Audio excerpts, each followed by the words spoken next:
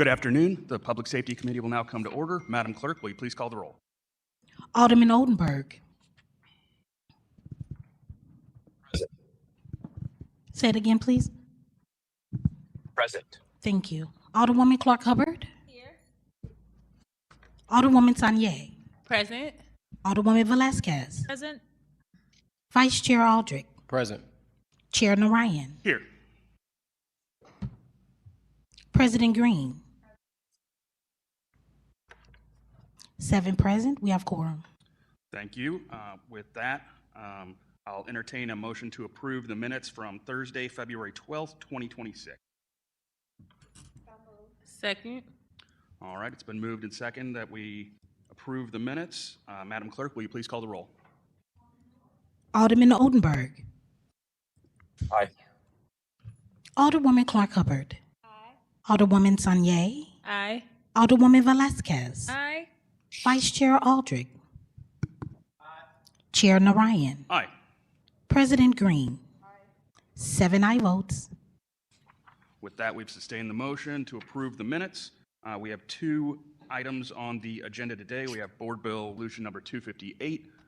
Alderman Aldridge is carrying both of them. So Alderman, dealer's choice on which one you'd like to take up.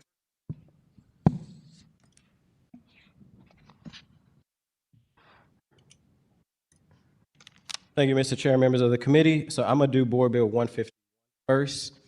And I've tried to talk to as many of my colleagues on this committee about it ahead of time to get a little overview because the people is in the House. So I want to make sure for the resolution that we have enough time for people to speak on that. So I'm going to kind of walk through the legislation. I also have Ms. Mia from the City Councilor's office here, who may also be able to answer any questions that I may miss.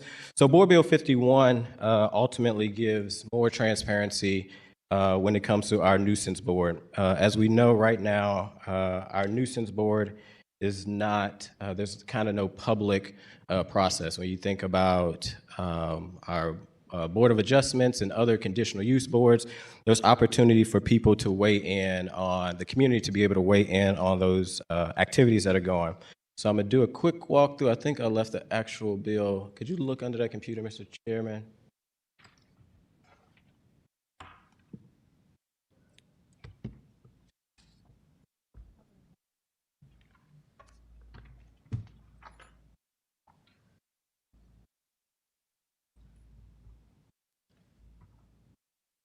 Of this legislation, I do want to give a bit of a highlight. So there was conversations with myself and Alderman Oldenburg with the building division, with the nuisance property and law enforcement to figure out how do we hold more nuisance properties accountable. So just going through the legislation, I'll go page by page, and then I know we have some speakers who'd also speak on that, and we'll take any questions from committee members. So ultimately what this board bill would do is it would repeal and replace a certain ordinance, ordinance number 69730, as well as ordinance number 70390, and amend it by creating this new established nuisance board. This nuisance board would have the authority to hear and determine public nuisances within the area. They will hear cases that will come forward from the Department of Public Safety, Building Division, and other city agencies. They could be able to hear cases that will be through community petition. We talk about what that petition process looks like. When we get to the petition process, we use a lot of the language that we already use when it comes to liquor license, or if somebody was trying to open up a shelter with a 150-foot radius, a person could be able to collect signatures to bring forward the potential nuisance. They will determine from the nuisance, the board will determine if there is any need to issue requirement of abatement, as well as any restrictions or any items to kind of remedy a nuisance, if that is security, more people working, or other items that may be deemed a nuisance. We'll get to that on other pages. On page 2 of 9, we talk about the board. So this will be a new board that's set up that is made to a board of 7 members that's appointed by the mayor, then approved by the Board of Aldermen, just like all our current boards in the city of St. Louis. They go through the mayor's department, and then the Board of Aldermen approves them. We lay out those members. We're looking to have 4 community members on the board, 1 representative from the Building Commission, one representative from the health department or a safety expert, as well as a licensed Missouri, somebody who's experienced municipality or administrative law.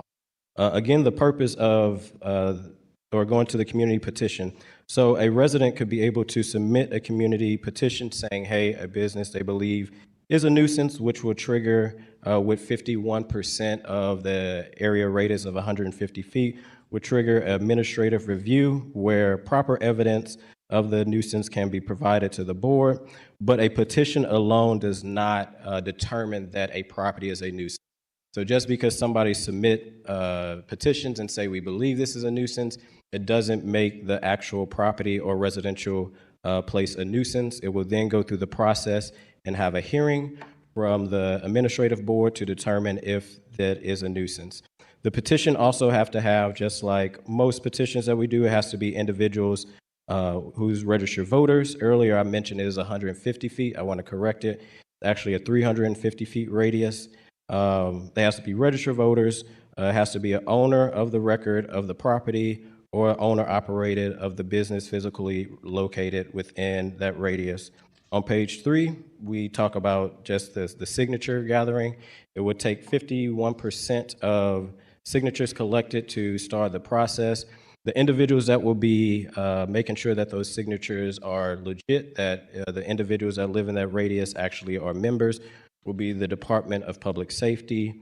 Any alleged conduct and nuisance based on this potential nuisance will be part of that. They will look to make sure that the names are printed, signature address, qualified status, as well as whoever is collecting the signature. Just like when you collect any signatures, you have to get a sworn affidavit. 5.240 on page 4 just talks about the verification. So DPS or the designee shall independently verify all signatures.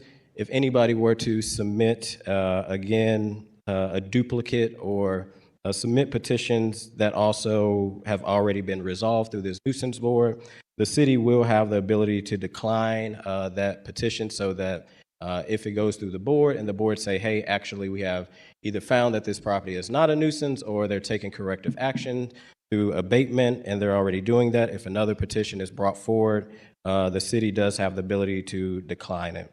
On page 5 of 9, one of the things I think that's really critical of this bill and why we're doing it, it's about, again, making sure that the community's at the table and that there's a public process. So 5.300 on page 5 of 9 is the notice of the hearings. A lot of this language is already what the nuisance department do. So if someone is triggered to be potentially a nuisance, there'll be a written notice from the board. Hearing shall be posted in plain sight, and it has to be provided to the property owner, any lien holder of the record, the petition owner, the alderman of the designated area where this potentially could be a nuisance, just like they do with us with liquor license, the SLMPD captain, and any active neighborhood associations. We added that language after a bill that Alderwoman Clark Hubbard did to make sure that neighborhood associations are getting information on different things that are going on in the community and not just the alder. So it gives power to our neighborhood associations and not just the power to alder people. All those notices will be first class, sent to the actual individual, such as the lien holder or the property owner. At the bottom of the page, we just talk about the hearing of how those will be done. All hearings should be conducted by the board and recorded. Currently, if a property is a nuisance, those meetings are not recorded, just like Board of Adjustment, conditional use, all those are recorded. This will now have a front-facing opportunity for those meetings to be recorded. All testimony shall be given under oath. The case for the city shall be presented to the city councilor. It also gives the individuals who are petitioners to be able to testify on why they brought the petition forward, as well as allow any community members that may feel this property is a nuisance or not a nuisance to also be able to testify. Page 6 of 9 talks about finding an order. So the board shall issue written findings and facts concluded to the law. So the board that is being set up, they just can't say a property is a nuisance without actually having findings, either evidence from the police department or things that they currently are breaking the law within the city of St. Louis, If the board find that it is a public nuisance defined under this ordinance or the existing nuisance ordinance, the board shall issue orders requiring the owner to abate those nuisance properties. So the goal is to give people opportunities to, if their property is to be found a nuisance, to find corrective actions. It isn't your property is a nuisance and you must shut down, but it's a nuisance because X, Y, and Z, and the board is laying out several ways to be able to fix those corrective actions. On page 7 to 9, we lay out those corrective actions, either improving security, hiring licensed or unlicensed security, making sure that there's conditions limited to the property, removal of trash, debris, or abandoned property parcels, and also potentially certain times of closures that is needed. The board should also give a reasonable deadline to the actual property owner to be able to fix those nuisances so that the corrective action actually has a timeline laid out and we're not talking a year or 2 years later. 5.330 just talks about our judicial review. So individuals who have been deemed a nuisance, they will have due process. That the board is not the end-all be-all. They do have due process. The section under that just talks about the violations. It's already current language that we have. If they do not follow those abated orders, the city could potentially fine them from $100 to $500. But if that is the case, that will go through the court process. The court will ultimately determine if they are complying.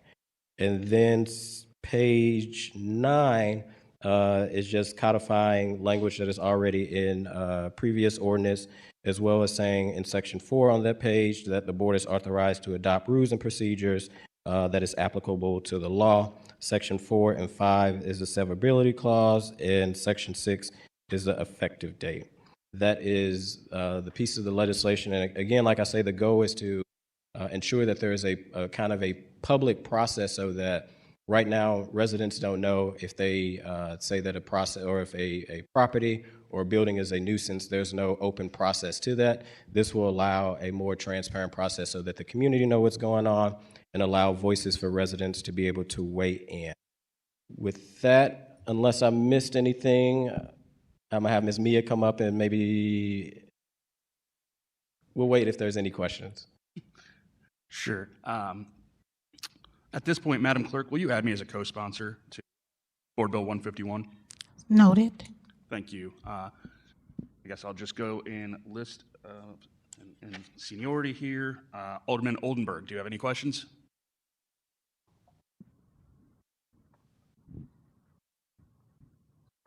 Alderwoman Clark Hubbard.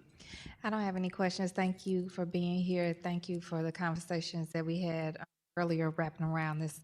We know this is the issue in all of our neighborhoods across the city, so adding this additional tool in the toolbox, I think is going to be a game changer. Anytime we can bring the public into the process is a game changer, so thank you. I'd like to be added as a co-sponsor as well, Madam Clerk. Noted. Alderwoman Saunier. Thank you, Chair and members of the committee.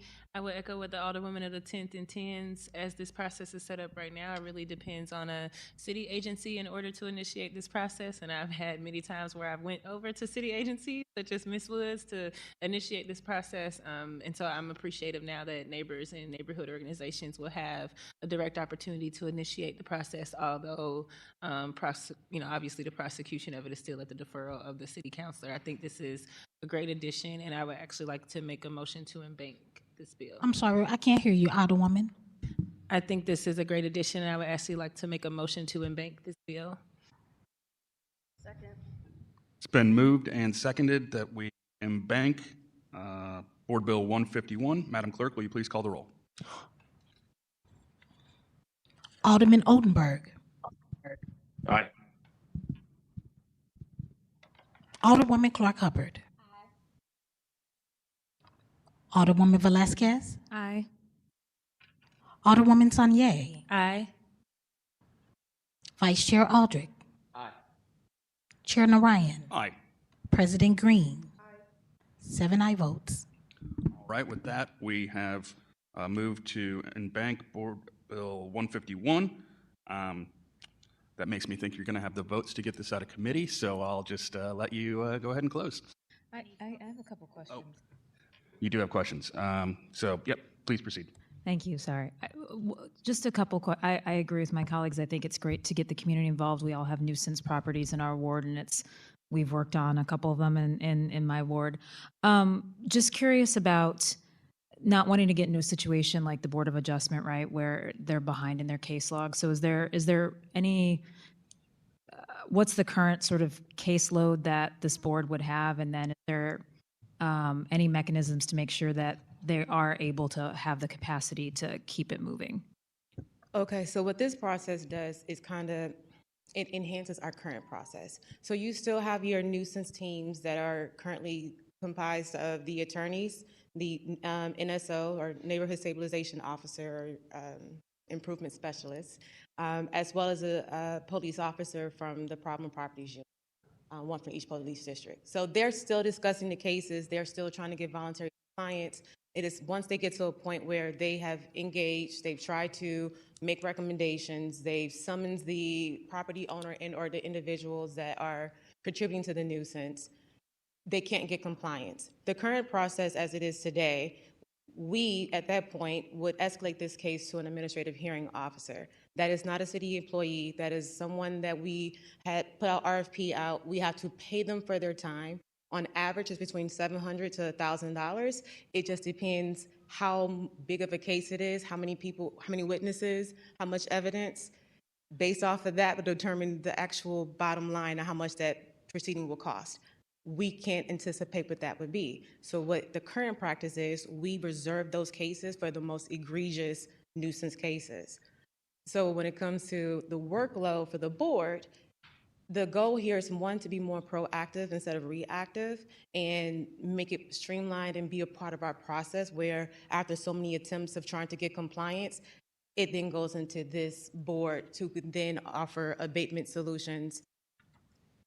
And it does a little bit more that the current one doesn't, like it brings in other definitions of nuisance that our current nuisance process does not consist of. Our current nuisance process consists of behavior, how people act at properties.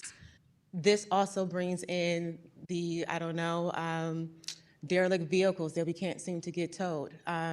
The open storage that we can't remove because the building division code only results in condemnation and we don't want to make people unhoused. So we just don't really have a mechanism to force abate that property. So it will reduce overall capacity. Is that what or could reduce overall capacity for?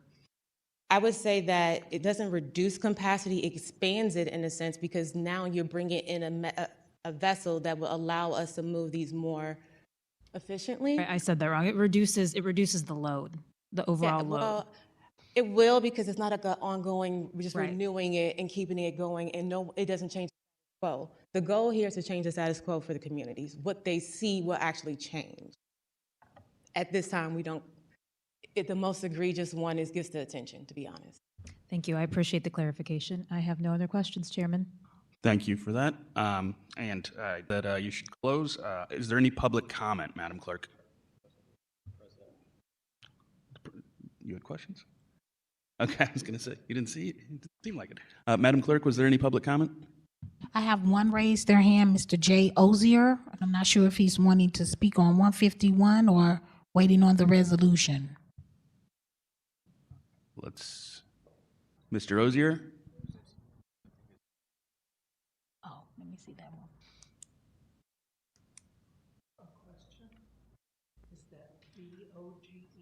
Trying to get some chairs. I'm sorry. No.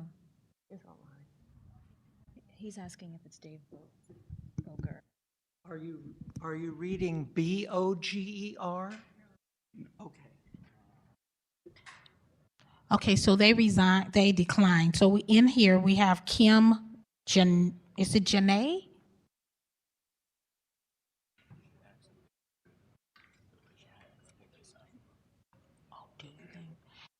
Anyone here that's signed on Resolution 258 to speak for Board Bill 151 as well? Did you sign one sheet to speak for both bills?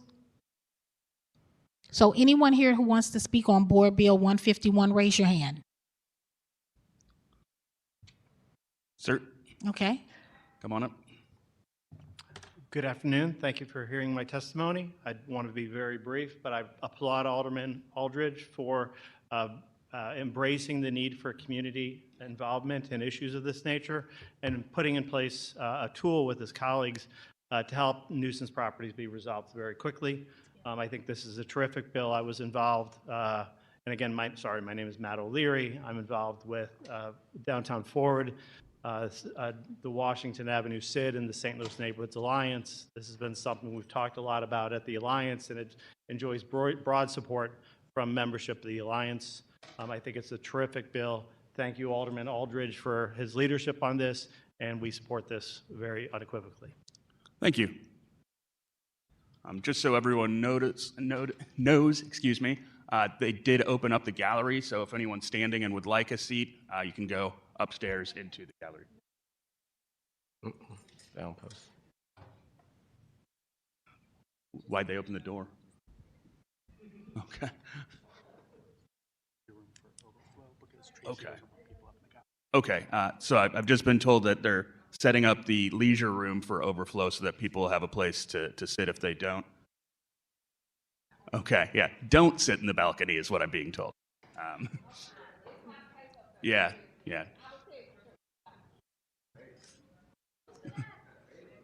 That's what I'm being told.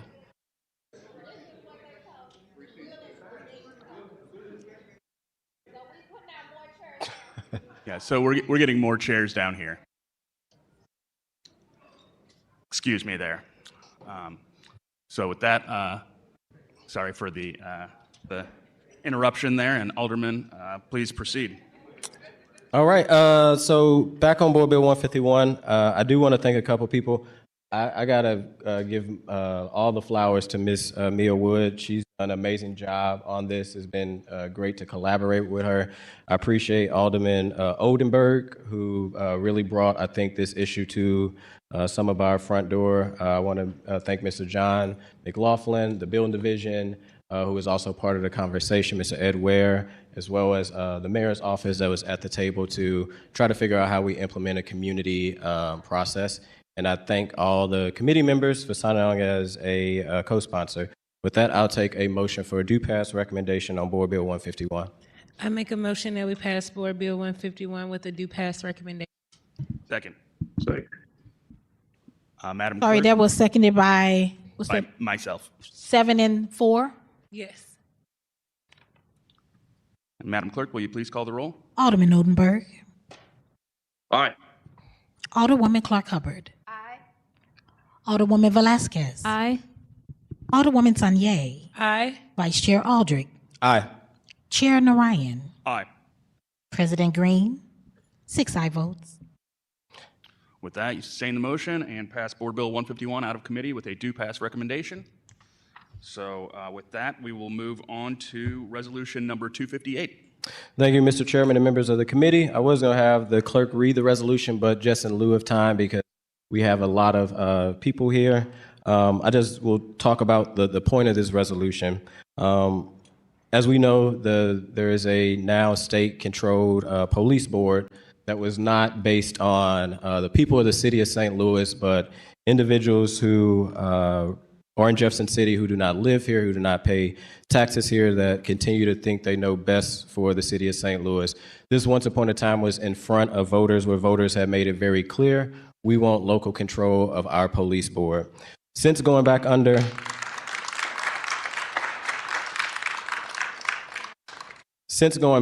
state control, I mean, it's been everything, a hot mess and more. Right now, we have a board of individuals who do not fully understand, I think, the actions that they are putting in front of not only the police board, but the actions that they're going to do to the city of St. Louis by increasing the police board budget beyond what statutorily it's supposed to be.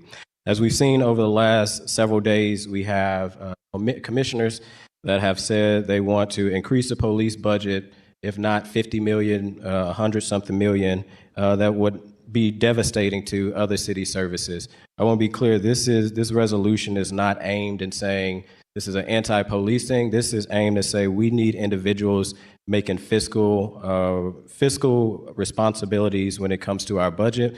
And right now we have a board that is really putting the city in a situation where if we move and we continue to head down this road, we might as well have our police department be forestry. We might as well have our police department be water. We might as well have our police department be other departments, because what's going to happen if we give more than what the board is already allocated, we're going to be in a bad spot when it comes to city services.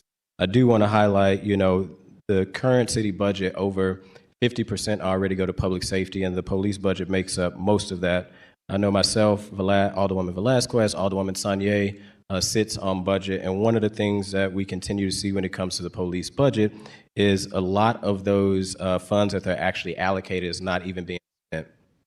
So this is just saying, from the Board of Aldermen, we're opposing the actions that are happening at the police board. We would love to have more conversations, because they don't understand the impact that they're going to have if they continue to say that the police budget needs to be extremely more than what it is, as well as there's a bill moving in the House and in the Senate, again, more control taken away from local control, that is trying to make it where anything that goes through ENA, where the police board would have to get input through ENA, they're trying to now take away that power from ENA to make decisions on things that would go to the police board. So they want full control. They want a budget that will put the city not only in red, but also be very harmful to other city services. And as all elected officials, I know we have all pushed back and wanted local control. And we can't stand silent to a board that is going to be putting not only the city at harm, but also other departments that do critical service of keeping us safe. When we talk about public safety, I mean, I think folks have been saying it for a while. We need to reimagine what public safety is, right? Public safety is making sure we have a strong building division to make sure these abandoned buildings in North St. Louis are actually taken down, right?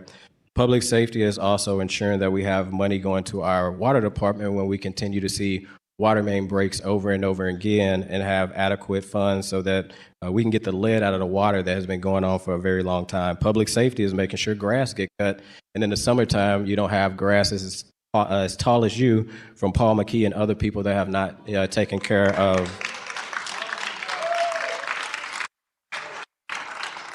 that is not taking care of their due, what they were supposed to be taking care of. So again, I just want to go very high level over this. I'll say some more things at the end, but since we have a lot of people here, I want to respect everybody that showed up during the workday to actually come speak on this resolution. All right. Thank you, Alderman. I know that when we've spoken, I certainly share your concerns here with this budget. And I have asked the clerk to add me as a co-sponsor to this resolution. With that, I'll open it up to the committee for discussion before we get to public comment. So noted. Does anybody on the committee have any specific questions or anything they want to address before we go to public comment? I do, Mr. Chairman. It's all right. Absolutely. Please proceed. Thank you. With the sponsor, you just yield for some questions. Alderman, will you yield for questions? No. He's saying yes and going back over. Great. Please proceed. Alderman, thanks for this. I just have a couple of questions, and the context here I think is an agreement. I want to be perfectly clear. I have no issue with the statement that Resolution 258 is making here. I think I do have an issue with what it sets in motion, and I know we didn't start it, but it would be nice if the Police Commission, the Board of Aldermen's Budget Committee, to which you chair, the mayor's office, and the ENA representatives could get in a room and have a mature conversation about what the budget should look like and how financially their proposal impacts the city of St. Louis. You are the chairman of the Budget Committee, Alderman, and I just have a question. Has anyone from the Police Commission or their attorney, which they want to communicate through apparently solely, have any of them contacted you to try to set up such a meeting, as opposed to what clearly is a negotiating tactic on what is a very large amount of budget. Has anyone contacted you to try to set up a meeting and have a conversation about how this might impact the city financially? No, no one has contacted me, but this past weekend, I actually went to Chris at the docket. As we know, Mr. Chris is the commissioner, the president of the commission, and I extended an invitation for him to come in front of budget, as I told him. I like Chris at the docket, but his road that he's taken on this commission, I think, is reckless and do not fully understand the scope of our budget. I have his number, and I did extend that invitation for him to come in front of the budget committee. Okay. And the police commission's attorney, who I think speaks for them a lot, has he communicated anything to you or extended any kind of a conversation to the chairman of the budget committee?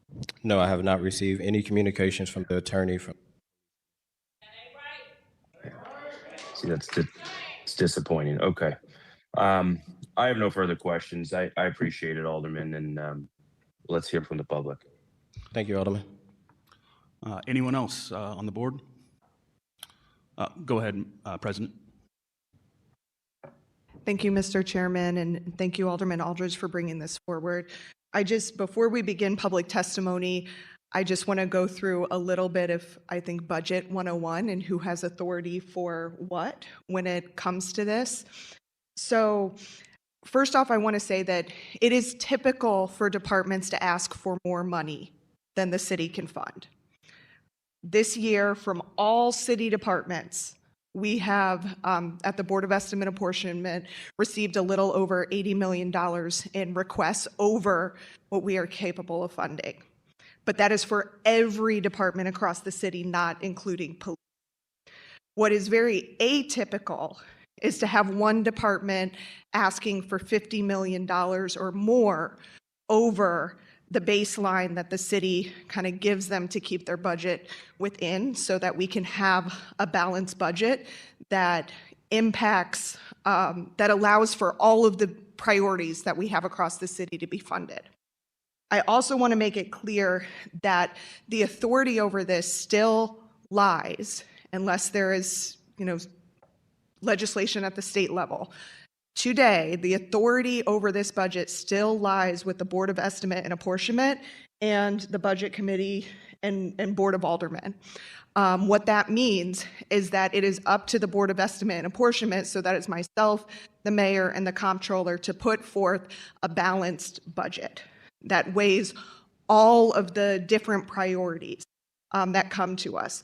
And historically, just because a department asks for something does not mean they get it. I mean, we've all seen the videos of, former director Sarah Russell standing up here and begging for more emergency management funding during a budget session not too long before the tornado.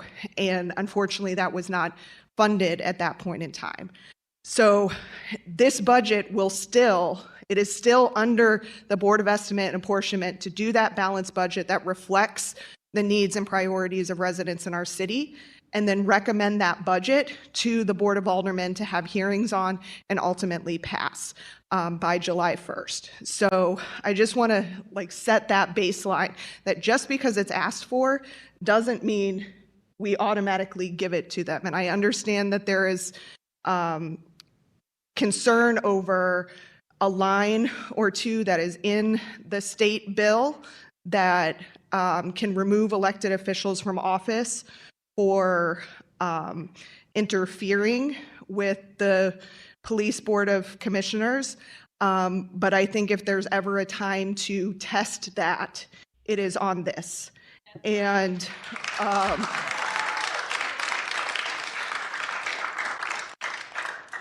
so I just wanted to lay out kind of what that process looks like. The budget will be introduced mid-April through ENA. There will be public hearing on that at ENA before we send it to the full Board of Aldermen, and then Budget Chair Aldridge will have multiple hearings on this. So today is the beginning of a public conversation around it. It's not the end, but we do have to have a balanced budget in place to go into effect by July 1st. Thank you. All right. Then with that, what we're going to do for public comment here is each individual that's signed up will have 3 minutes to speak, and we'll just move through the list. Madam Clerk, if you could please call the first speaker. First, we have Ryan. I can't make out the last name. Ryan O. I can't make it out at all. All right, and whenever. My name is Ryan Diebel. I live in Woodson Terrace, but I work in the city. Mr. Gable, I'm sorry. Could you spell your last name for me? Dieboll. Thank you. While the north side of St. Louis, which has been lining and police brutality, has been devastated by a tornado, the police department, in its astounding greed, asked for $72 million more than their previous budget to fund what is essentially an occupying army. Despite the fact that crime has gone down. Despite the fact that crime has gone down significantly, despite the fact that between 2009 and 2019, 179 people have been killed by police or in police custody, the majority of whom are black. Despite the fact that the St. Louis Metro Police Department has a history of brutality, evidenced by the killing of Michael Brown, the city, they asked for $72 million more. This money should be spent on the people of St. Louis, on housing, on feeding people, on repairing houses destroyed by a tornado, on fixing the neglect. That's all. Thank you. Thank you, Mr. Debo. Next, we have Chris Wilcock. And everyone, just so you know, after you finish speaking, if you want to make more space in here, you can go over to room 230. They are streaming this meeting from there for people who want a little bit more space or to be able to sit down after they're done speaking. You have 3 minutes. Please proceed. Good afternoon. My name is Chris Wilcox and I live in the 14th Ward. I support Resolution 258, sponsored by Alderman Aldridge, not only because we are experiencing the usual creeping growth of police in St. Louis, because the proposed budget by the illegitimate Board of Police Commissioners is a declaration of war by our openly fascist state and federal governments in the city of St. Louis. To start from, the St. Louis City budget for the SLMPD is SLMPD is the deadliest per capita in the United States. With the current police budget, which crept up to 29% of the general fund last year, has more cops per capita than 92% of cities. That's even with the vacant positions that haven't been filled. As if to demonstrate this point, I passed by 3 cops idling outside the hearing room just now. You would think they would be too busy trying to solve over the 50% of murders that have remained uncleared over the last 10 years. Of course, they're standing out there glowering at all of us coming to speak against their obscene budget, because addressing community violence is not what they do, and it's not what they're for. While the city is likely to run out of funds for the Office of Violence Prevention, cops are busy pulling people over and handing them over to ICE. Over 82% of kidnappings by ICE in the state are happening because cops are handing them over. The growing budget will further the already terrifying surveillance state piping directly to the state-controlled department. We have grossly failed in our responsibility toward North City in particular. Following the May 16 tornado, it's particularly hideous that the corrupt commissioners like Don Brown are personally profiting from this, increasing the police fleet budget for the guy who sells them the cars that crash into gay bars and run red lights.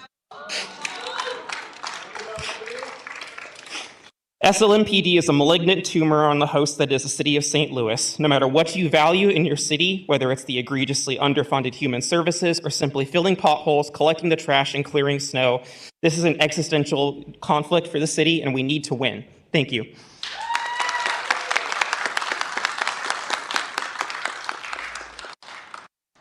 Thank you. We have online Mr. Jay Ozier. All right, Mr. Ozier, you have 3 minutes. Please proceed. Yes. Will you swear him in? I'm sorry. No. You have 3 minutes. Please proceed, sir. Okay, yes, my name is James Ozier.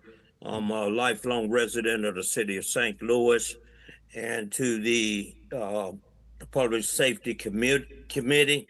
I would like to say that the Republican state-controlled legislature is attempting through House Bill 495 to give the St. Louis Police Department an additional $50 to $70 million. This is another egregious attempt by the mega donors, which is finance capital, to destroy and decimate St. Louis City budget. The Hancock Amendment prevents the states from shifting funding responsibility to local governments without providing the necessary resources, protecting local taxpayers from unexpected financial burdens. That's the purpose of the Hancock bill.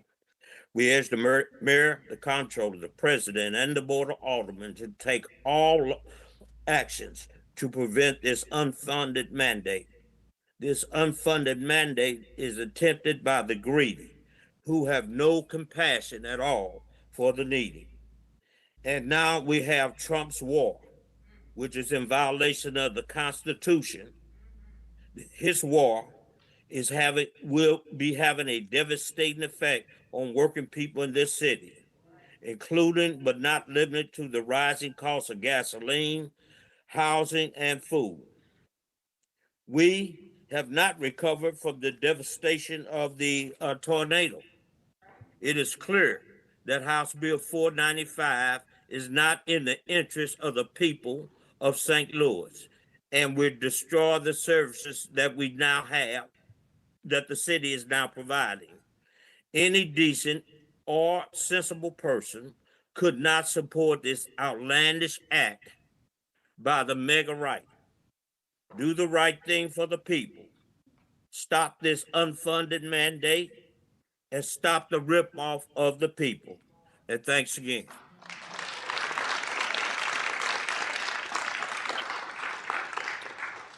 Thank you, sir. Madam Clerk?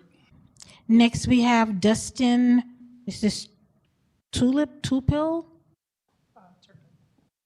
Could you spell your, once you get up to the mic, spell your last name for me? Hello, my name is Dustin Turpin, Turpin. All right. You have 3 minutes. Please proceed. Hi, I live in Benton Park. Just want to speak in support of Resolution 258, and also that the drastic difference, just going back on numbers of previous years, this is like a close to a 36% increase. This is a huge amount that they are asking for. It's not even within inflationary adjustments. So it's just insane to see from, I don't know what it cost, 36% more that they need. And that's pretty much, let's see. Oh yeah, cost per resident. I'm sorry, Mr. Dustin, we can barely hear you. Oh, okay. I'll get closer. Thank you. Is this better? Yes. Okay. With this amount, we'd be approaching nearly $1,000 per resident. It would be at $894 per resident in the city of St. Louis, which our residents keep dropping actually year over year. So that's an insane amount to see. Whereas 2025, it was about $654 per resident within that police budget. So very boring numbers, but very important to see just how drastic this increase is. So thank you. Thank you.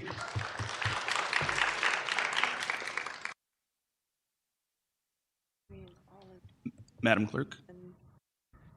Most of them are not.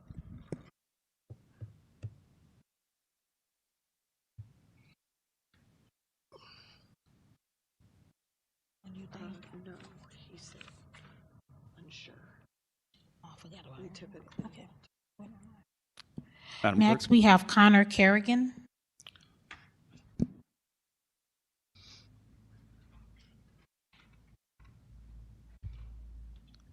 Hey, Connor, how are you? Hi, good afternoon, Chairman, members of the committee. My name is Connor Kerrigan. I am a resident of the 4th Ward. That is Chairman Ryan's district, as you know. I previously served as the Communications Director for the City of St. Louis, so I've worked with every one of you on this committee. And you know that this is personally my 3rd year in a row fighting against state takeover and its harmful implications for our city. Alderman Aldridge, I want to thank you for filing this resolution. President Green, Alderwoman Velasquez, Alderman Browning, and now Alderman Narayan for co-sponsoring.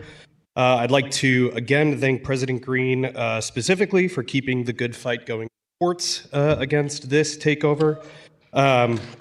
Absolutely. You're going to hear a lot of great testimony today from individuals who will speak about the harmful nature of this Police Board of Commissioners budget. So I'd like to echo that testimony, but I do come to you with a specific request, which is that you amend this resolution to encourage, or more preferably demand, that the mayor's administration pursue active litigation by suing the Board of Police Commissioners and the state of Missouri over this budget. This lawsuit should seek primarily to clarify exactly how much is 23% of the city general revenue fund. I realize that there is hesitancy on behalf of the mayor's office to file a lawsuit because you could lose. That's how courts work. But we do need clarification because right now the mayor's office and the budget director cannot find common ground with the Board of Commissioners lawyer on what the actual number that we're negotiating on is, and they are tens of millions of dollars apart. Those tens of millions of dollars are extremely important right now. The mayor's office has used litigation against the state in this way before for clarification purposes. She sued in order to clarify who could appoint a new sheriff after Alfred Montgomery was removed from office. So this administration knows that a lawsuit is the appropriate path for legal clarity here, and that's what we need. Right now, this question is being debated. We need it answered. We are only in the first year of the state having control over our police department, and already the mayor is talking about mass layoffs. This doesn't just go away. You have to do a budget every single year. And so this board has shown, this police board has shown that they are not operating in good faith, even if the Missouri Attorney General's office is. They are going to take every penny they think they legally can. We need to be using every single tool in the toolbox in order to save the city from falling off a fiscal cliff, and a lawsuit against the state and the board with the backing of the mayor's office and the city councilor's office would be a crucial tool right now. So I ask that you include that demand in this resolution. Thank you. Thank you. Madam Clerk. Next, we have, I believe, online, it's Audrey Kidwell. Yes, hi. Hi. You have 3 minutes. Please proceed. Great, thank you. My name is Audrey Kidwell, and I am a resident of the 6th Ward, so Alderwoman Velasquez is my board member, and I would also like to strongly urge the committee to support the resolution and reject the Board of Police Commissioners' proposed budget. The Board of Police Commissioners has said they're entitled to increase the SLMPD budget to total something around $330 million, which is frankly ridiculous. At their current budget of $189 million, St. Louis already spends more on policing than vast majority of U.S. cities, and SLMPD already receives 25% of the city's general fund. SLMPD also has a really horrible reputation for honestly killing St. Louis citizens or killing people in the city of St. Louis. And as other testimony has mentioned, in recent months, SLMPD has begun cooperating closely with ICE to arrest immigrants with no criminal record other than their lack of status, which tears families apart in the process. And it's my belief that such egregious behavior is not in the interest of public safety and should certainly not be rewarded with additional funding. And the proposed budget increase would take funds away from departments and services that actually do keep St. Louisans safe, such as violence prevention, youth programs, and tornado recovery, to name just a few. And given the honestly deplorable state of the city's aging infrastructure, it's unconscionable that we would allocate more funding to police rather than fixing potholes and water mains. The last thing I'll mention is that the Board of Police Commissioners does not represent us. They are unelected appointees, and the majority of them have conflicts of interest in that they are businessmen who profit from deals with the police. None of them live north of Del Mar, leaving northern neighborhoods without a commissioner from their area, and we cannot allow the Board of Police Commissioners to bankrupt our city just because their attorney told them that they could. So for all these reasons, I demand that the Public Safety Committee and the entire Board of Aldermen stand up to the Board of Police Commissioners, vote in favor of Resolution 258, and reject this egregious budget. Thank you.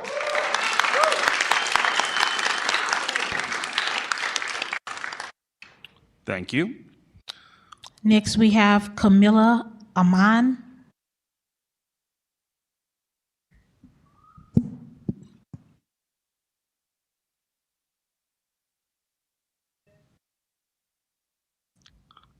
Yep. Camila Amon, 3rd Ward resident. The governor has asked every department in the state to reduce its budget by 20%. Each department by 20%. Yet the state is demanding that St. Louis City increase its already inflated police budget in a city whose crime and population decrease year over year. So I would like you all to support this budget if you want the city and force the coveted city-county merger. I would like you all to individually approve this budget if you wish to eradicate the sovereignty of a city older than the state of Missouri, older than the United States of America. Some here believe that they are voting to silence and be rid of us in the Ville, in Jeff Vanderloo, Walnut Park, O'Fallon, etc., hoping that more police means less copper faces on the street.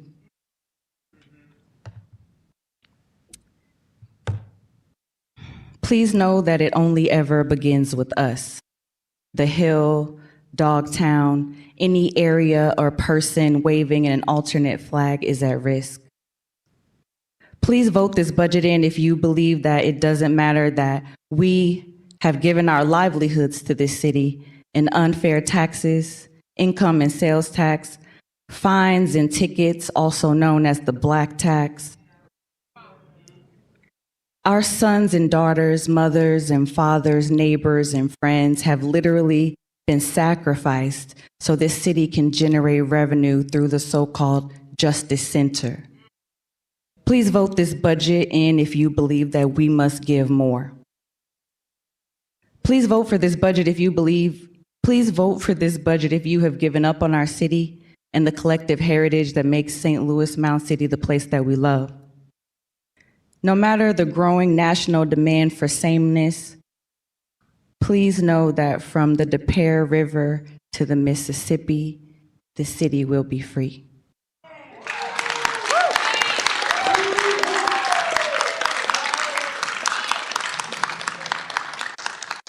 Thank you. Madam Clerk? In opposition, we have the St. Louis Metropolitan Police. Are they?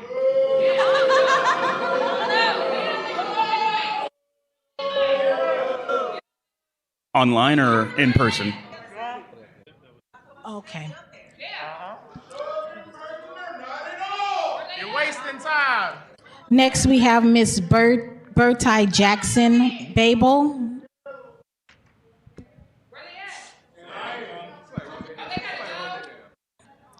So next we have Ms. Bart, is it Bertie or Jackson?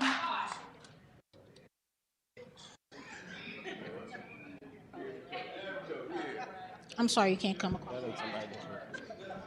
All right. You have 3 minutes. Please proceed. Hello, my name is Bertie Jackson Babel, and I'm a resident of the 3rd Ward. I'm urging you to support Resolution 258 and reject this budget that would destroy the city of St. Louis. I'm a mental health professional and have spent years working in community mental health. I've seen firsthand how the current deficit of access to housing, mental health services, and city resources have negatively impacted our community and have even resulted in death. Further, statistically speaking, cities are not safer when they are a more heavily policed force. They are safer when there are resources that are accessible. I have personally witnessed police being called for mental health crises that resulted in violence and trauma for my clients and friends.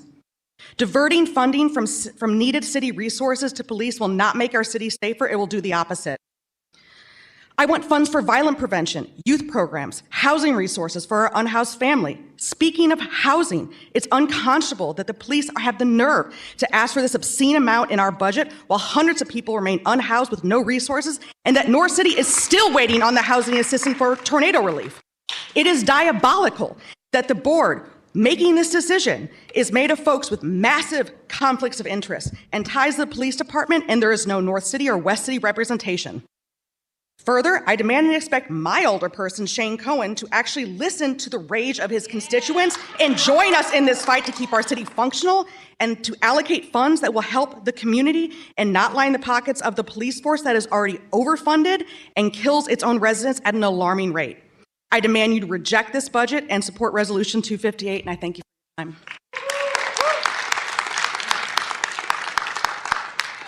Thank you. Madam Clerk? Next, we have online Tracy Stanton.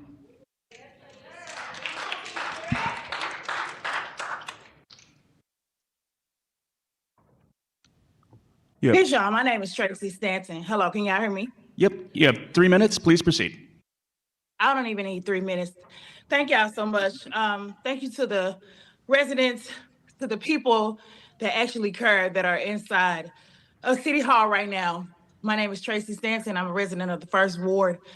I'm gonna be really, really brief.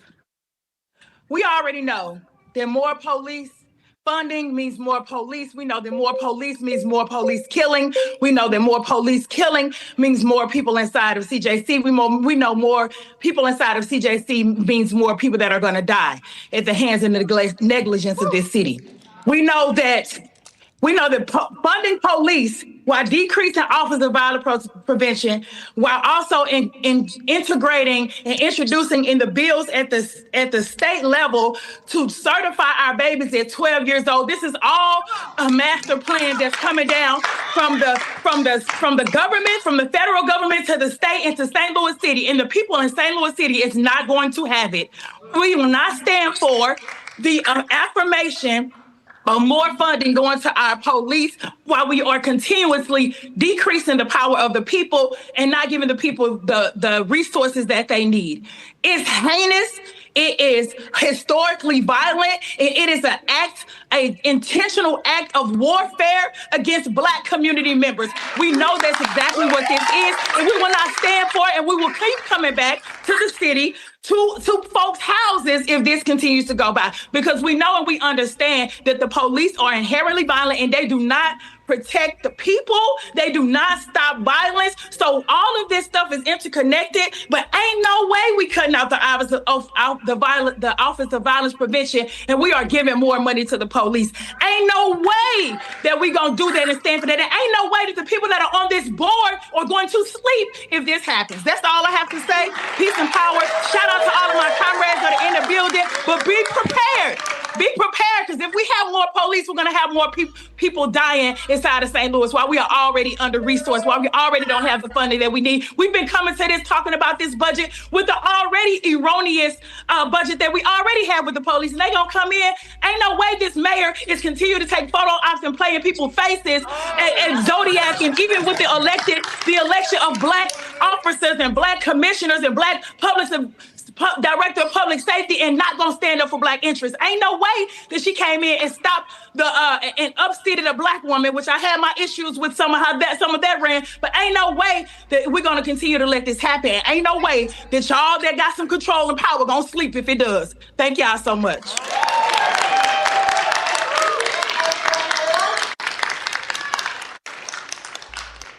Thank you. Madam Clerk? David Morse.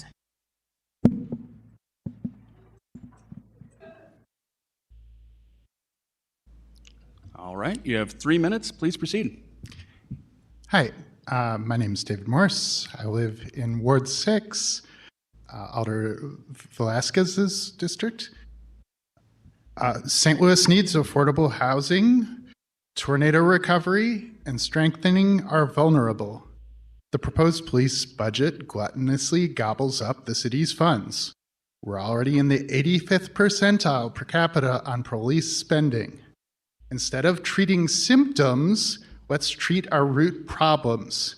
We just got hit by a tornado. We're in a real scrap here. People are counting on you. Vote in support of Resolution 258. No to police budget bloat. Thank you. Thank you.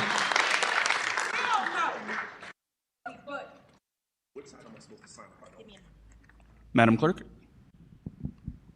Brian Chili?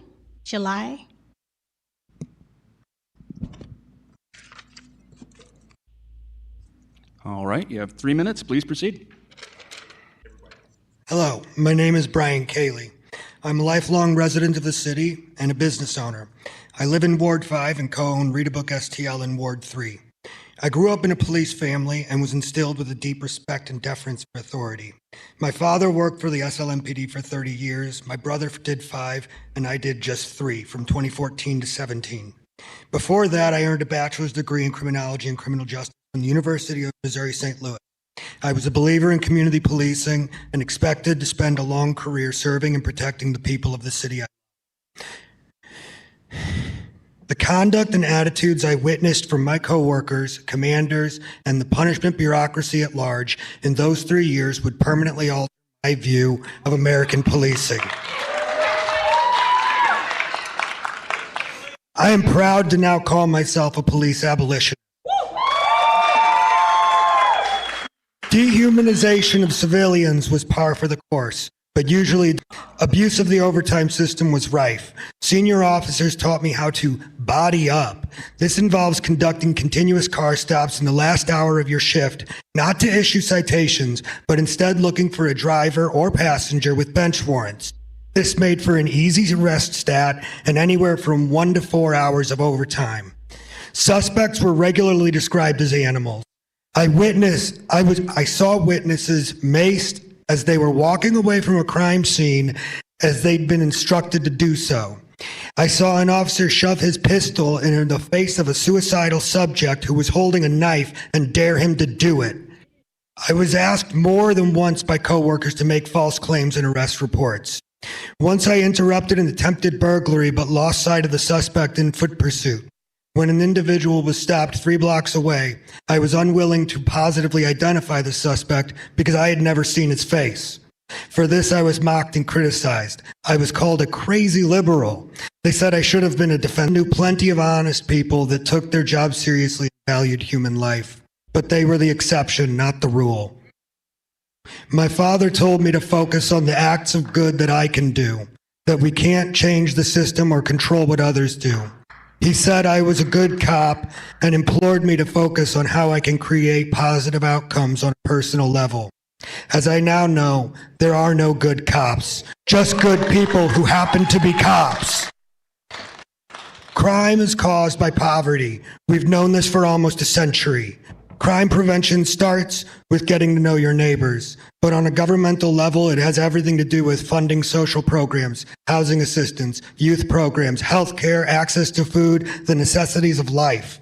Policing is a violent, reactive institution that documents crime but does nothing to prevent it. This proposed budget will embolden bad actors within the department. This bloated budget would not just only bankrupt the city, but increase crime. The murder rate in St. Louis has fallen 30% in the last 4 years, and it's at its lowest since 2013. Meanwhile, SLMPD commits more murders per capita than any other department in the country. This budget is a punishment orchestrated by Jefferson City and proposed by unelected, out-of-touch, prominent business owners who stand to gain and profit from a police department flush with cash. Don't let these thieves have their way. Vote this budget down.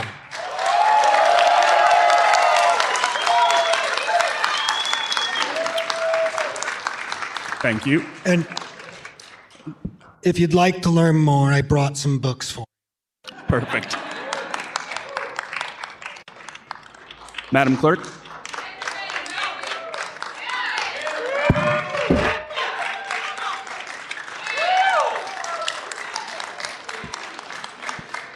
Next, we have Laura Fila.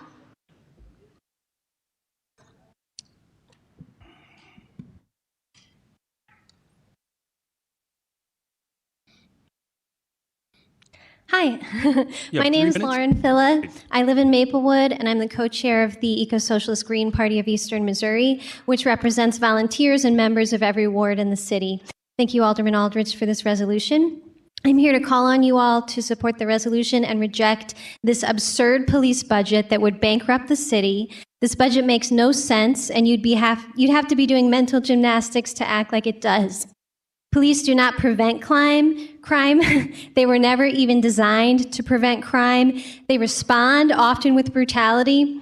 More police funding would be used for more police gear, more militarized training, more militarized surveillance, and more police oppression. This budget would result in more police brutalization and more killing of St. Louis residents. The St. Louis Metropolitan Police Department kills more people per capita than any other police department in the country, all while we spend more of our tax dollars on policing than 85% of other cities in the country. Doubling this police budget would be the single worst thing that city leadership could do, and any alderman that supports this would be showing themselves as unqualifyingly corrupt and dangerous. Research shows over and over that increasing funding does not correlate to increased safety. If St. Louis is serious about violence prevention, the only way to do that is to direct funds out of policing and toward addressing the root causes of crime. This means more funding for social services and funding for programs like the Office of Violence Prevention, which, unlike police, used strategies like mediation, youth programs, community violence intervention to decrease burglaries in St. Louis by 30%, decrease auto thefts by 42%, decrease shootings by 53%. The city budget should be used to invest in people and community, not to write a $330 million check for militarized police. Our city's current budget already neglects our most vulnerable residents. Not a single penny from the current general fund goes toward homeless services. This predatory police budget proposal would take funds from the already weak Code Blue, and the lack of funding of that already resulted in several deaths this winter, countless cases of frostbite, wounds, amputations from our unhoused neighbors. We demand more funding for homeless services, not for police. So in closing, I'd like to add my organization's voice to those demanding that city leadership side with residents and reject this budget, and to take note of any members of this committee that show any sign of supporting this militarized police budget so we can adequately label you a sellout and mobilize heavily to replace you. Thank you. Reject this budget. And I'd like to add to the record that the St. Louis Metropolitan Police Force, the same force that cowers behind riot gear, did not even walk through this crowd when they were called to speak to why they want this $330 million slush fund. Cowards.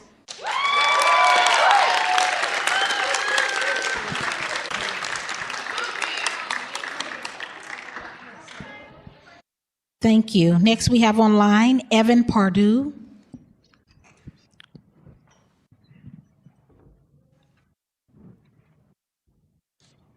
All right, you have Hello, 3 everyone. minutes. Can you Please hear me? proceed. Hello, can you hear me? Yep, we can hear you. You have 3 minutes. Please proceed. All right. Hello, everyone. My name is Dr. Evan Pardue. I'm a resident of Ward 10, and I do urban farming work in Ward 12. I'm the co-chair of the Political Education Committee of Black Men Build St. Louis. I came here today in support of Resolution 258 because the proposed police budget by the state-sponsored police board is just an egregious attempt to violate the sovereignty of the people of St. Louis and make our communities less safe by adding more guns to our streets instead of addressing the most immediate problem that the city has right now, which is recovering from the May 16th tornado on the north side. This proposed budget is nonsensical on many levels, but I'll only just highlight a few reasons. One, which has already been stated before, crime in the city has been steadily decreasing over the past 5 years and is at its lowest in almost a decade. And two, St. Louis Police Department per capita is the most dangerous police department in the country and definitely does not help to keep our streets safe. And number three, which I'll highlight again, the city hasn't even done its due diligence in helping to restore North Side communities, which are still, many of them, in devastation after the May 16th tornado. At the start of this segment, the Board of Aldermen President Megan Green started off by saying that it's normal for departments to ask for more than is necessary. And although many of us agree that this proposed police budget is exceptionally egregious, even in normal years, the Board of Aldermen has had no problem with feeding this monster that's become the St. Louis Metropolitan Police Department, because our police budgets typically range from 20 to 30% of the city's general fund budget, even in normal years. In addition to this resolution, the Board of Aldermen should be aiming to take creative steps to decrease the size of the police department so that we can free up resources to better the lives of St. Louis citizens by investing in the North Side, in our water infrastructure, in our parks and rec, roads, health and human services, building division, Office of Violence Prevention, and more. City budgets are indeed moral documents that show the priority of the Board of Aldermen. So if you all want us to trust that you're for the people of St. Louis, then you must divest from the police and other violent entities and invest directly in the people of St. Louis to support our well-being. That I'm done. Thank you. Madam Clerk? Next, we have Jackie Schmid.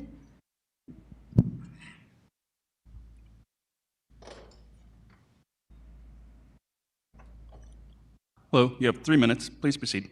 Hi, I'm Jackie Schmid. I'm a St. Louis resident, 7th Ward, Alderwoman Saunier. I'm not even going to say all that I was going to say. People are saying it better than me. I will say part of it. It's more than enough to, I want to go on the record that I support and want you to support Resolution 258. It's more than enough to have to deal with our state government's efforts to undermine St. Louis. The state seems to have no respect nor compassion for St. Louis City residents. That's saying it lightly. And I understand there's only 2 cities in the nation that have control of their police departments, and they're both here in Missouri. Something has to be done. So I sincerely hope our elected officials will work together for the good of all city residents, especially those who are struggling most, people with low and middle income. Our city can only be successful when all residents have realistic opportunities to thrive. I urge you to reject the current proposed budget by the police department and support Resolution 258. Thank you for this opportunity to express my opinion. Thank you to the people coming out to fight this takeover. May our numbers grow.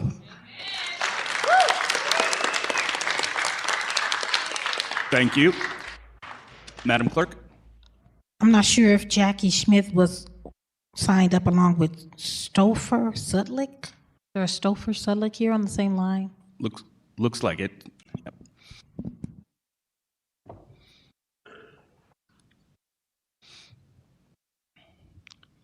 You have 3 minutes. Please proceed. All right. I'm Topher. I live in Northwoods. I organize a lot in the city, and I organize across the state with a number of organizations. And I want to pose the question, what exactly is it police are for?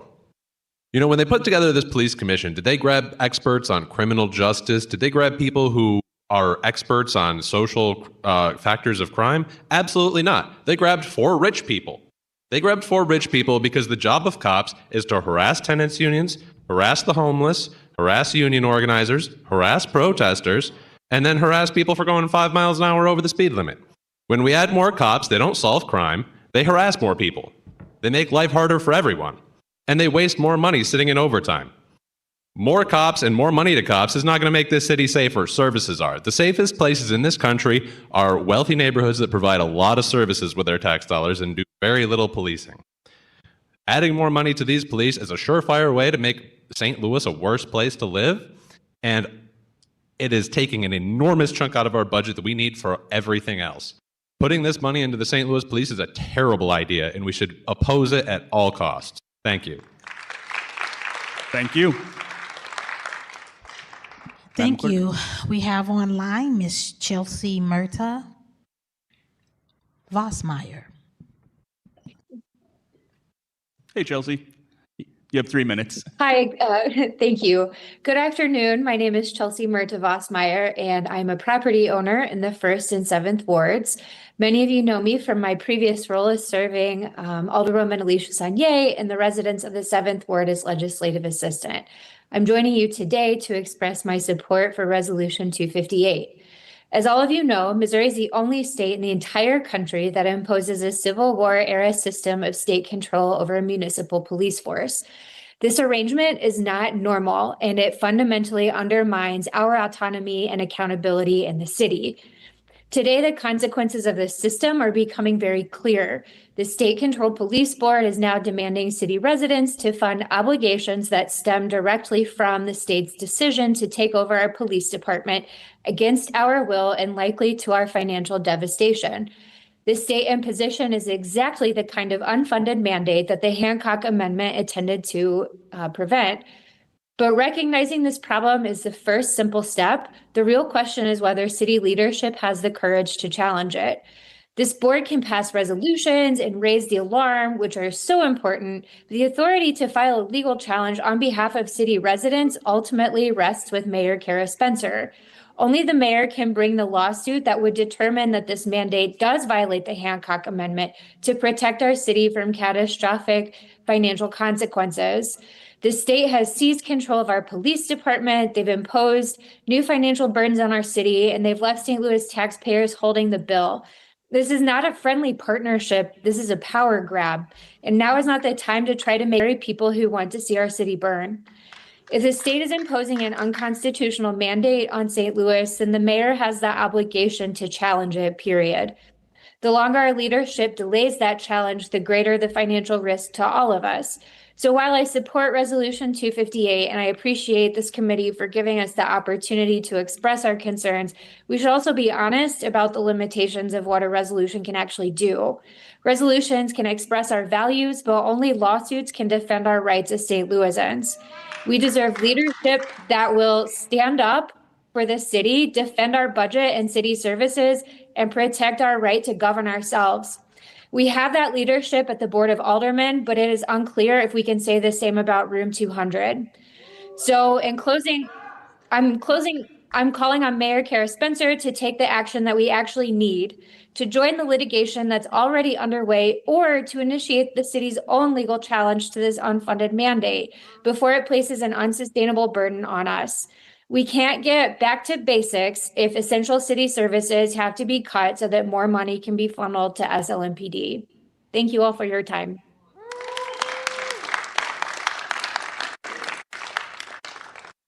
Thank you. Madam Clerk? Next, we have Eddie Schmidt.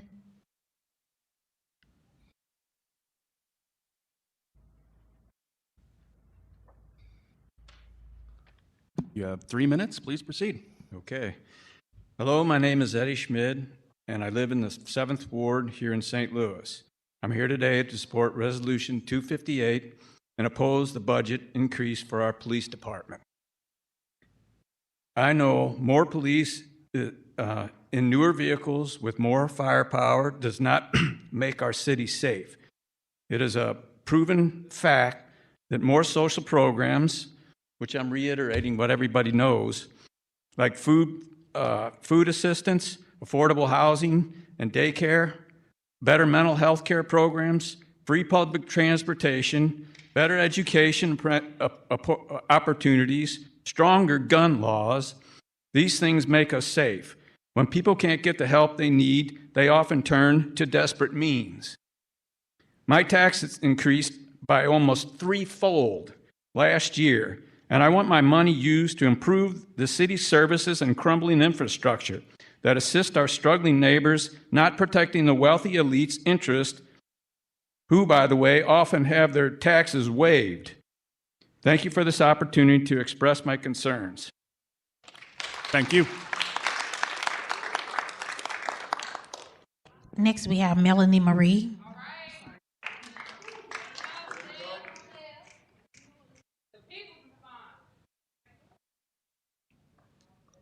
Hello, you have 3 minutes. Please proceed. Thank you. My name is Melanie Marie, and I serve as the People's Response Organizer with Action St. Louis. I'm representing residents who are still fighting to recover, not just from the storm, but from systems that keep delaying the recovery our communities deserve.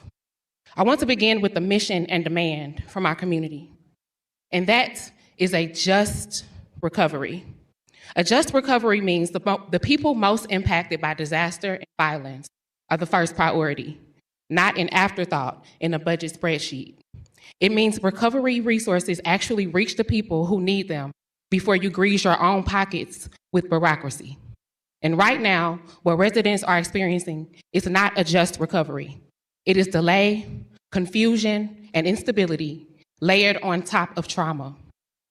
I want you to picture something for a moment. In the Penrose neighborhood, Miss Kim lost her father shortly after the storm. Not to the wind, not to the breeze, but to the heartbreak of watching decades of his life, his family's history destroyed overnight, while waiting hopelessly for city repair programs and direct aid that never came. Grief does not always come from the storm itself. Sometimes it comes from what the storm takes with it: dignity, stability, and hope. And just blocks away, families are still living out of hotels, children trying to do homework in cramped rooms, debris still scattered across neighborhoods that were already neglected by this city for years. That is what recovery looks like for many families right now today. So let's be honest about where we are.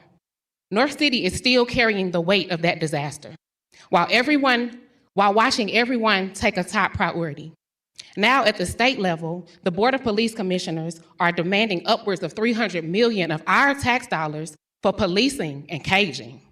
Dollars that could help rebuild homes and stabilize families. It could fund right to counsel. It could expand mental health services, youth programs, invest in retention plans, community stability, and more. Because the truth is simple. We do not need more police to keep our community safe. We need the programs that prevent harm to actually be funded. Residents are asking a real question right now. How are we supposed to rebuild our homes while the structure of our city government is being reshaped around us? If this budget moves forward the way it is currently proposed, you can kiss your seats goodbye and there will be even more blood on your hands. You cannot claim public safety while starving the conditions that make the safety possible. Vacant homes, displacement, abandonment are all public safety issues. Recovery is a public safety issue. And to the mayor, you are not a neutral bystander to these decisions. You're in that next room somewhere. We see you. And when the direction of this city shifts, it does so under your leadership. Early in your term, you chose to remove yourself from a lawsuit that could have created transparency and accountability for the Board of Police Commissioners. So to now claim you've been left out of the decision-making loop until the 11th hour is preposterous. And the lack of transparency we are experiencing now could have been avoided. You are responsible too, wherever you are. Your neutrality is blatantly intentional, and North City residents are suffering because of it. If you can move mountains for stadiums, data centers, and private developers, I'd love to see what moving heaven and earth looks like for the North Side. So before decisions are made that will reshape our city's priorities, I urge this body to reject this budget and support Resolution 258, because the people you serve deserve better, and we are not going anywhere until you do right by us. Thank you.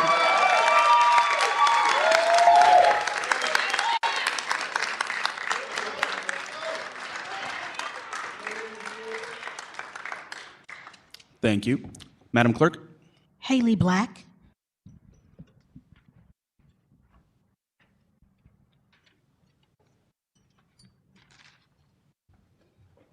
Hi, you have 3 minutes. Please proceed. Thank you. Hello, my name is Haley Black, and I'm a resident of the 6th Ward in the City of St. Louis. I support Resolution 258, led by Alderman Aldridge. This is a Republican-run state attempting to decimate a Democratic-led city. Our city was devastated by a tornado last May. North City is in dire need of funds for basic needs. People within Northside have been left without housing through a brutal winter with no hope or support to live and work in the city in St. Louis. Approving this budget approves the death of Black residents. Police don't make cities thrive. The support structures within a we have resident-led organizations in North City that have been standing in the massive gap let wide open by our government. Fund them. I also support litigation proposed by the citizens before me, 2 of them. And finally, we need more leaders in our fight. Cori Bush is here today, and y'all know what to do. Thank you. Madam Clerk? Gregory Zinson.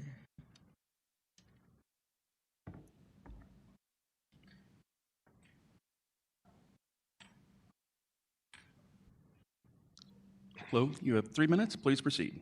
Greg Zenson, 3rd Ward. I would thank Alderman Aldridge for the amendment of the bill and the co-sponsors as well.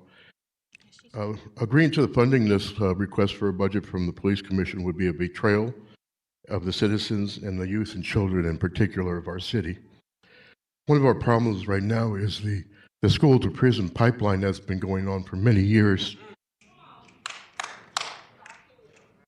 We get what we invest in. If we invest more in the police, we'll have more disorder in our cities. Our public education, there have been people for 70 years, since the New Deal, and also since the Civil Rights Movement, the Great Society, the rights of the women's rights movement, the gay and lesbian, the transgenders, all these things have been eroded tremendously, and that's been a long-term project for many who are in power right now in our government, and they're using their power to make everything they can do to reverse the gains that we've made over these many, many decades. One thing I'd like to see for youth, instead of more prison cells, I think we should have the best education system in the country.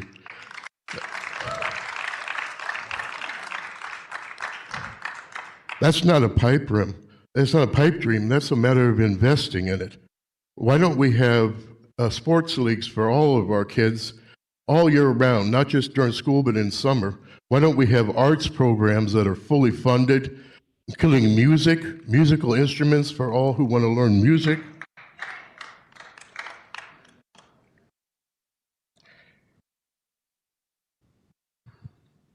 I would also like to say a question on one of the things that we're having right now in the police department. As a matter of defunding, I would like to see a defunding of the illegal surveillance that's taking place right now, a violation of our constitutional rights to privacy, and also the targeting of protesters. This has been going on for many, many years, but now it's become on steroids with artificial intelligence and these cameras that can automatically look up 100 databases that you might be on and put you in files. They used to call these the red files years ago. All the police departments all across the country had these on trade unions and activists. The other thing I would like to see the board and the mayor and even the members of the school of the police board that were appointed by the mayor, I want them to repudiate these agreements that the government is trying to make with ICE and Customs and Border Control with all of our local police departments to act as agents of the government to terrorize our immigrant community. Everyone's watched the news for the last couple of years. They know what's going on in this country. It's not a lack of police. They just passed the big, beautiful bill for $180 billion to increase the police force for ICE. Sir, that is your time. If you could just wrap up your thought. Okay, just to wrap up, I would just like to also commend President Green for your lawsuit, and if there's an update on where we stand with the lawsuit on the commission, and congratulations on your new family member, and sticking out, working during this condition. Thank you, sir.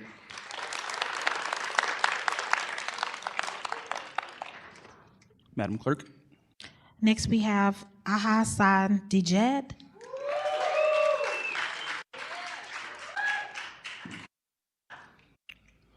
All right, you have 3 minutes. Please proceed. Good afternoon. My name is Ahassa Jadu. I serve the city as a community organizer. I also serve as a men's healing circle facilitator in the city, and I've been organizing around the tornado response effort. And so firstly, continuing to give any money to the criminal legal system is going to be completely unacceptable.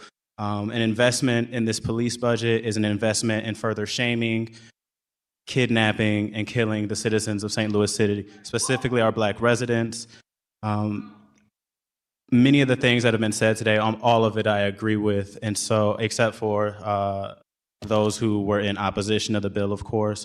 And so one of the things I just want to mention, it was said earlier,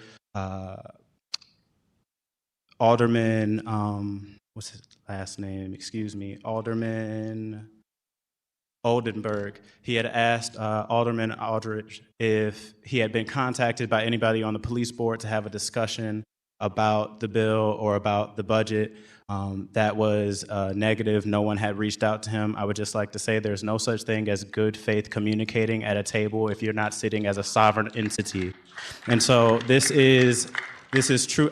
I stand firm in supporting Resolution 258. The main reason for that, just to reiterate, is that this is not a police budget bill. This is a conversation about the sovereignty of St. Louis City being taken away under the guise of police control. And so with that being said, again, stand firm in this resolution because right now it's just pausing state capture of the city politics through the guise of this police board. And so as of right now, I guess we can say that St. Louis's sovereignty still remains with the city, and I pray that you all continue to make that the case.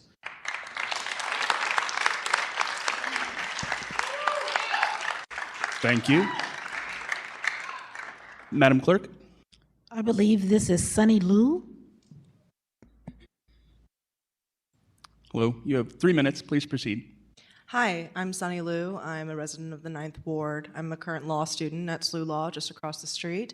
And I wanted to lend my support to the potential litigation litigation against the state of Missouri for imposing this mandatory budget and also state control over our police department. That's unacceptable. Also, I'm someone who takes public transit every single day to get down here. The public transit system in St. Louis is abysmal and it needs to be fixed. Why is $40 million being on the table for cops who do nothing, including with all the crazy ways all of you guys drive? I'm not really seeing how the police is doing anything about that either. So, right, let's not pour tens of millions of dollars into the black hole that is funding the police department. And let's put some effort towards things that keep people safe, mobile, and wanting to stay in St. Louis, which is public transit. And like everyone else has said before me, social services, housing, water, reconstructing and rebuilding North City after the tornado. So I support this resolution and urge you to as well, and also add something to it to urge our mayor to sue the state. Thank you. Thank you. Madam Clerk. Crow Cole. Hello, you have 3 minutes. Please proceed. Older people, citizens, officers, and officials. My name is Crow. I live a few blocks away in 14th Ward and work in the city. I grew up on the other side of the border in Scott Air Force Base and have recently returned here to a beautiful city. We need more funding for social services, not less. We need more funding. We need more funding for social services, not less. We need more funding for education and jobs, not less. We need more funding for paving our roads and expanding our public transit, system, not less. It is said that we need the police to keep us safe, but how are they protecting our unhoused neighbors? What safety are the police providing to us, as Alderman Aldridge said, those impacted by lead poisoning? What safety are the police providing for our undocumented neighbors being harassed by federal agents? What about the workers of the city attempting to seek democratic control within their workplaces? How are they providing safety to the children in our underfunded schools with their unsupported teachers? Are the police going to fix the houses in the north side ripped apart by the tornado? Are the police going to protect us from the next disaster? Are the police going to protect us from the COVID strain still ripping through our communities? Are they going to protect me from people trying to sideswipe me while I'm cycling on with no bike lanes? Are they going to protect our children from hunger or our tires from potholes? If you will, then by all means, let us know. They're right out there. I'm not going to say that we don't need someone to investigate murders and rapes, but how good a job is the department doing at that? In 2025, they solved 61% of murders. Clearly, they don't need more money. They need to reallocate their existing resources and consolidate their focus. The good Alderwoman Green said that we need to put our rules to the test and take risks in standing up to the state. And I can only speak for myself here, but let me say that I will stand 10 toes down behind anyone who stands for our community. Thank you, Board of Alders. Thank you, people of St. Louis. Please support Resolution 285. Thank you. Madam Clerk? Ella Braun. Hello, You have 3 minutes. Please proceed. my name is Ella Braun. I am a concerned citizen of the city. I would like to urge you to not just support Resolution 258, but we must go further than that. We must think about this as not only are these dollars being spent towards the police, keeping people safe, but even further, is every dollar being maximally efficient in helping our citizens, helping our communities? And I say no. It's ridiculous the amount of money we are spending towards the police when there is still things like the tornado in North City, when there is still unhoused people in our communities, when people need support and the money is not there. We have seen it. The winter outreach programs, we're told, no, there's just not enough money. Public transit, no, there's just not enough money. Public schooling, no, there's just not enough money. But now we have all this money that, first of all the money that they currently have, but then even more money is being potentially allocated to them. And to this, I really direct towards you, President Green. You have a say on the budget. Please, please reconsider how much money is being spent towards the police and where else we could spend it. There are so many ways we can improve the city. I adore the city, and so much is great about it, and so much more could be great about it if we just spend the money where it's needed and not just endless police. Police are not cheap.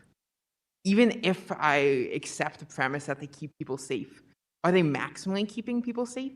Is that where the money is best being spent? I just don't believe so. And so I ask that you all support Resolution 258. I ask that the mayor takes actions to defend the sovereignty, but I especially in this moment ask you, President Green, to take action to halt this budget and actually spend the money where it's needed. Thank you. Thank you. Madam Clerk? Zoe Hines.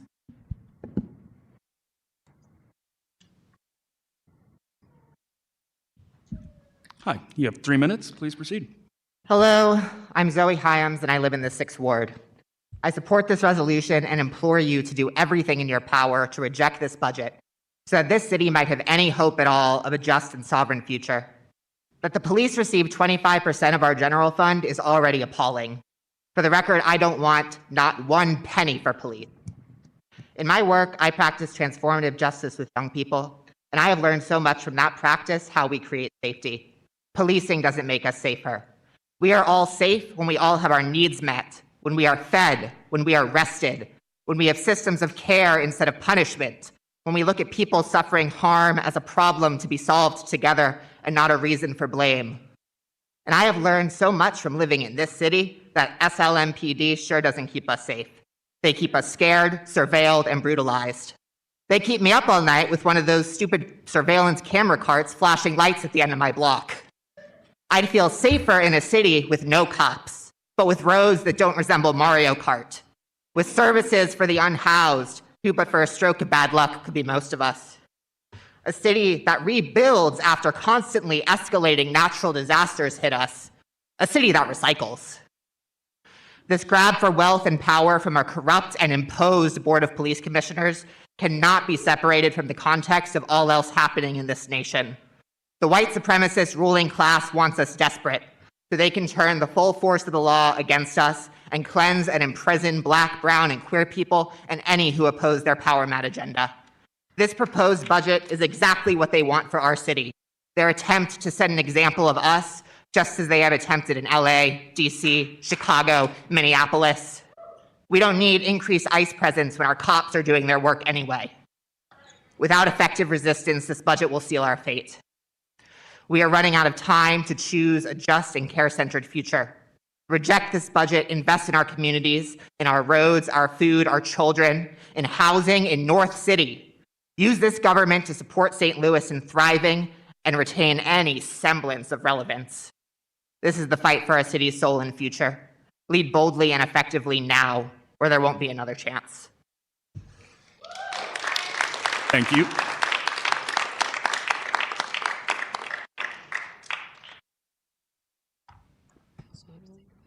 Madam Clerk, next speaker, please. Layla, I'm not sure, Shaw?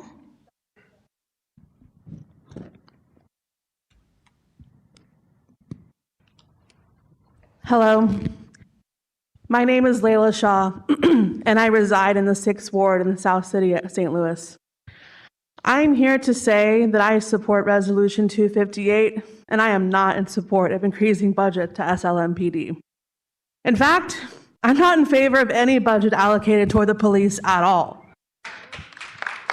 This city needs money put towards the people and the infrastructure, filling potholes, anti-violence community programs, housing efforts, youth development, mental health services, and rebuilding North City.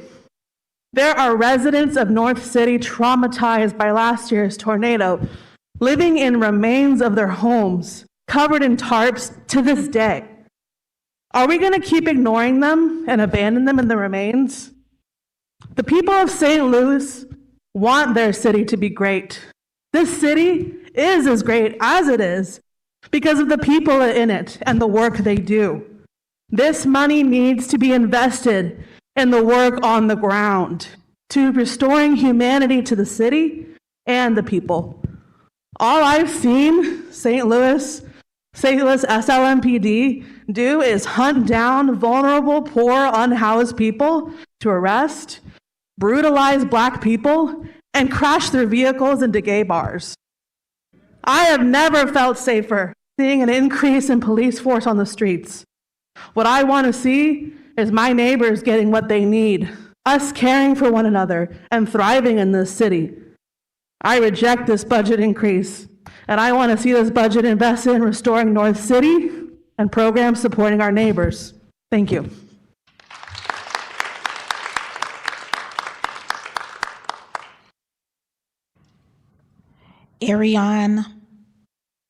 Mr. Ariane Johnson? Prop man, same thing. Could you spell your last name and pronounce it for me, please? Johnson, Johnsson. Thank you. Hello, I'm Ariane Johnson, most known as Prop man Johnson, proud resident of the powerful 10th Ward, founder of the Tiny Home Project. I might not always agree with Alderman Aldridge, but when I saw this bill, I knew it affected everyone in the city of St. Louis. What I fight for every day is simple: youth programs and violence prevention. We keep talking about crime in St. Louis. Yes, crime numbers may be down, but let's ask ourselves why. It's not because of good policing. It's because a lot of people are moving out the city. Not a real solution for our community. A real solution is investing in our youth before they even get into trouble. We are if we properly fund youth programs, violent prevention programs, I truly believe we will not need to keep expanding police and funding. Prevention is always more powerful than punishment. Right now, across the state, there are efforts pushing charging more youth as adults and locking them up early. But we have to understand something. Many of these kids are not mentally equipped to handle the adult prison system. When we take that path, we're not fixing the problem, we're creating lifelong damages. We don't need to keep putting more money into crime after it happens. We need to invest to stop it before it starts. Prevention. The means funding program, the funding program that's actually reaching youth people today, programs that speak to 2006 youth, because a lot of these programs that violence prevention does have is stuck in 2000s that it don't reach today's youth. Our young people need opportunity. They need mentorship, they need skills. They need places to belong and discover for full potential. Because the truth is simple, our future is our youth. If we don't invest in them now, we'll be paying for it later. So instead of taking more resources away from prevention, let's invest in the programs that give our youth people a real chance to succeed. Before we even think about locking them up, I support the resolution 1,000% by the alderman. But alderman and the mayor, remember, the youth got the next vote. So anybody going against the resolution, remember, the youth has the next vote. Y'all won't be around. I'm gonna close with, let's train the youth to rebuild the community, because as of today, we don't have enough skilled people to rebuild St. Louis. Let's rebuild St. Louis and keep the money in St. Louis. We have skilled people, but they don't look like us, and the money will leave our community. I'm gonna close by saying, we can do it together, but we do not need to spend another dime on policing. We need to do prevention before policing. Thank you.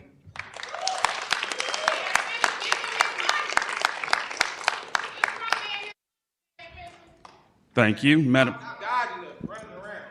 Clerk. Tamika Mitchell?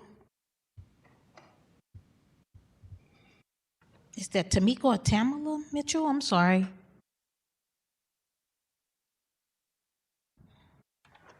Amanda Lopez.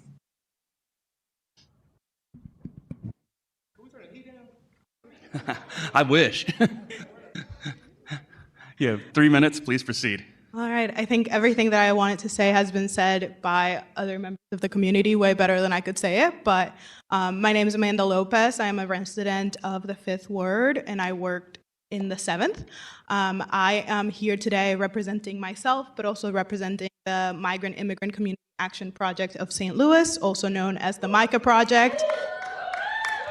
The MICA Project is a nonprofit that focuses on legal services for immigrants, advocacy, and so much more. And on behalf of myself and our staff as a whole, we support this resolution because we do not believe that more money is going to keep our undocumented and immigrant and migrant communities safe. We have seen what the police collaborating with ICE has done for our community. It has installed fear, and it has vilified all of the members of those communities in St. Louis, and we cannot continue to allow for that. At the MICA Project, our mission is to empower and to support the human dignity of all people, immigrants and migrants alike. And I think that as a board, your job should be to uplift the human dignity of all the residents. So please keep that in mind. Huh? Yes, I know. I know you. So yeah, thank you. Thank you. Madam Clerk? We have Wes Schimiker. All right. You have 3 minutes. Please proceed. Appreciate it. My name is Wes Schnittker. I'm out of the 7th Ward. As others have said before, police budgets like ours and other cities don't address or solve problems in the city, and that's the massive budget as it is. Those funds going to addressing basic needs of the people does. Those funds going to caring for our folks and their homes on the north side does. But the alder people and city leadership that may be in favor of this budget already know those facts and are willing to sacrifice the city for their own gain with Jeff City and the police. If you're willing to sacrifice the well-being and basic needs of the people in this city, you should also be willing to sacrifice your peace of mind as you walk around this city. The people of this city have got no problem organizing against everyone from the mayor on down. Every dollar we remove from the police budget makes the city safer. Every dollar we remove from the police budget lifts the people up, lifts our beautiful built environment up, lifts our transportation, our water, our healthcare, our well-being, our culture, and our lives. As a final reminder to those ready to sell the city out, y'all have addresses, and we've got no problem making your daily lives hell, like we did when Lyda Crewson paired with the state to break our minimum wage, to get the state's riot cops in return to suppress the people's voice. Resign, Kara. Take the cops with you.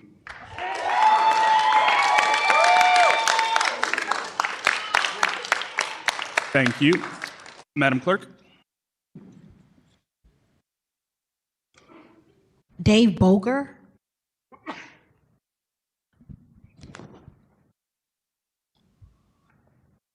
All right, you have 3 minutes. Please proceed. Thank you. I'm Dave Boger. I live in the 6th Ward and 30-year resident there. This is 30 years. It's been wonderful. I've enjoyed this city more than any place I have ever lived. My neighbors have a statement. They say, "Thank God we don't get as much policing as we pay for."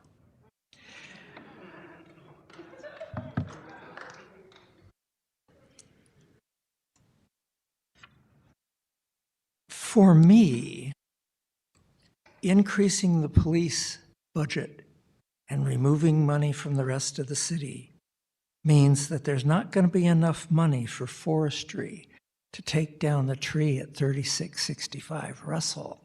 The 100-year-old oak, dead on the south side, dead on the east side, leaning toward the south by 11 degrees today. In 1996, it stood up straight when we moved in. When that tree falls, not if, but when that tree falls, it'll take out the car that's parked right next to it and takes out 6 cars on the other side of the street, and it will take out the front of 3662 and 3664 Russell. And when it does that, all that glass is going to fly through those apartments all the way to the back walls. And I think we're going to lose some people. I know there really isn't anything you all can do about it. We're on the list, and if forestry doesn't get cut too terribly bad, that tree will come down and all those people will be alive. I'll shut up now. Thanks. Thank you, sir.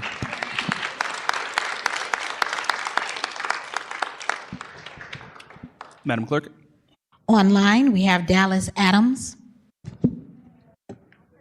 All right.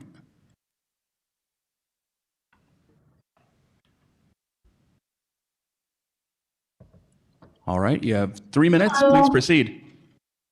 Okay, great. Oh, my camera froze. Am I still live? Yep, we can hear you and see you. Okay, great. My name is Dallas Adams. I'm a proud resident of the 3rd Ward. I am here today to speak in support of the resolution.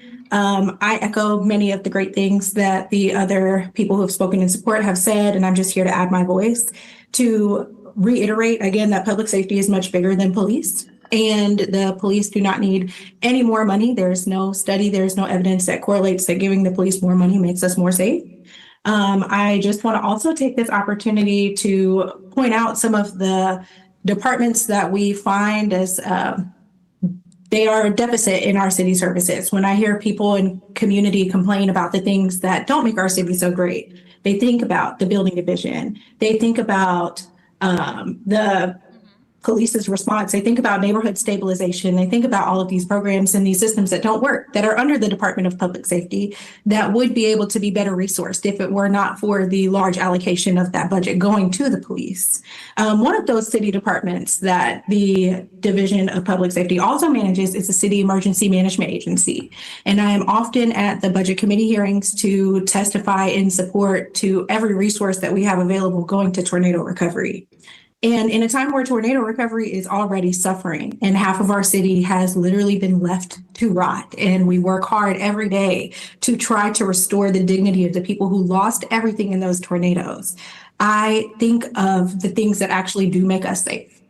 I think of population, and I think of vacancy, or the lack of vacancy, and the putting neighbors into homes, having vibrancy in communities, having infrastructure and eyes in neighborhoods. One of the reasons why people feel so unsafe, because safety is both real and perceived, but I believe that one of the reasons why people feel so unsafe is because there are no people. We are lacking people. In a time where there's also a shortage of now available housing because of a natural disaster. And we are fighting for every single penny, fighting tooth and nail, begging every single committee to try to make hell move to recover people. Our budget needs to be solely focused on restoring the needs of our city. And I look forward to every member of the Board of Aldermen fighting, as well as the mayor's administration, as well as any other public official, both here or on a state level, that can help us to make the case that we need every single dollar to be working for the city of St. Louis. And this is not the most efficient way for us to use our funds. So thank you for the opportunity to testify, and I look forward to all supporting this resolution. Thank you. Madam Clerk. Next, we have Angel Flores.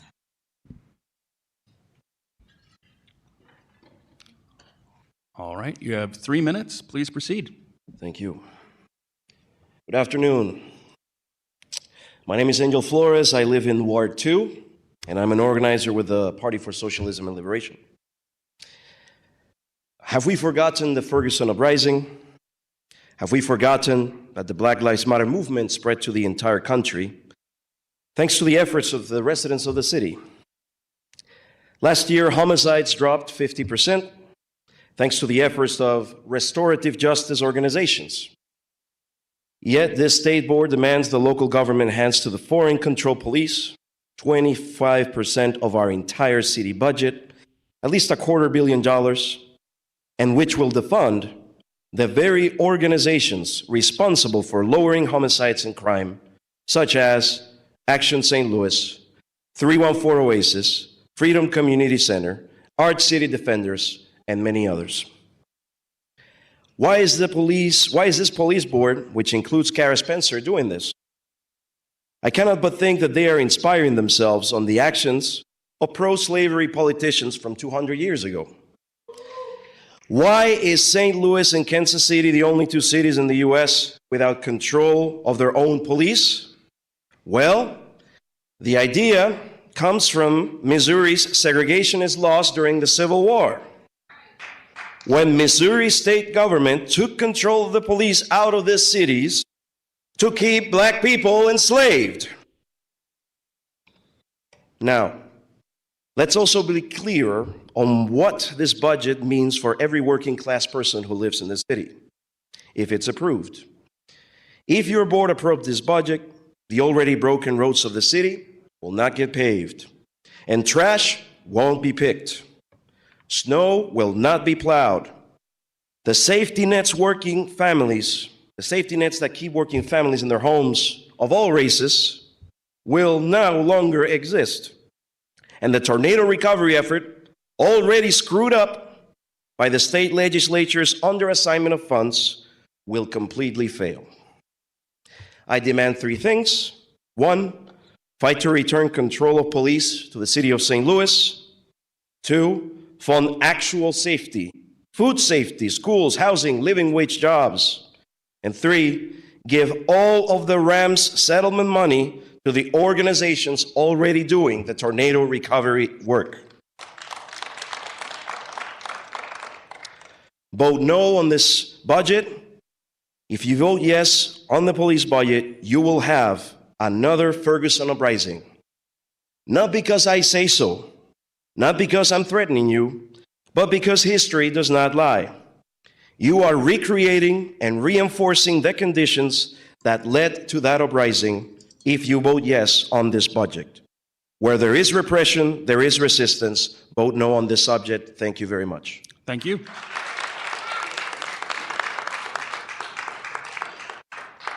Madam Clerk? Online, we have Kathleen Logan Smith.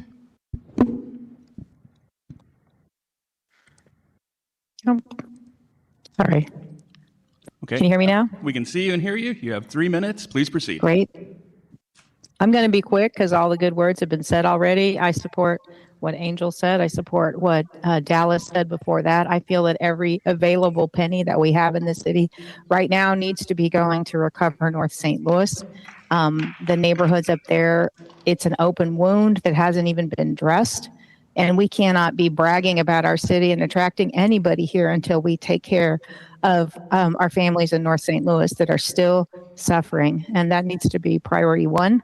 I agree that public safety is way more than policing, and anybody who drives in the city will tell you that.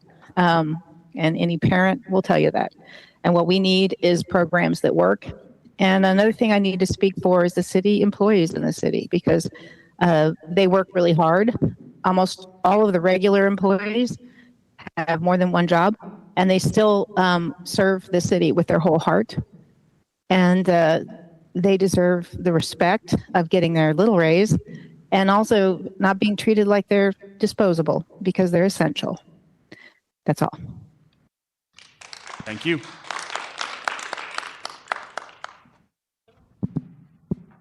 Madam Clerk? We have online, next we have Sarah Watkins.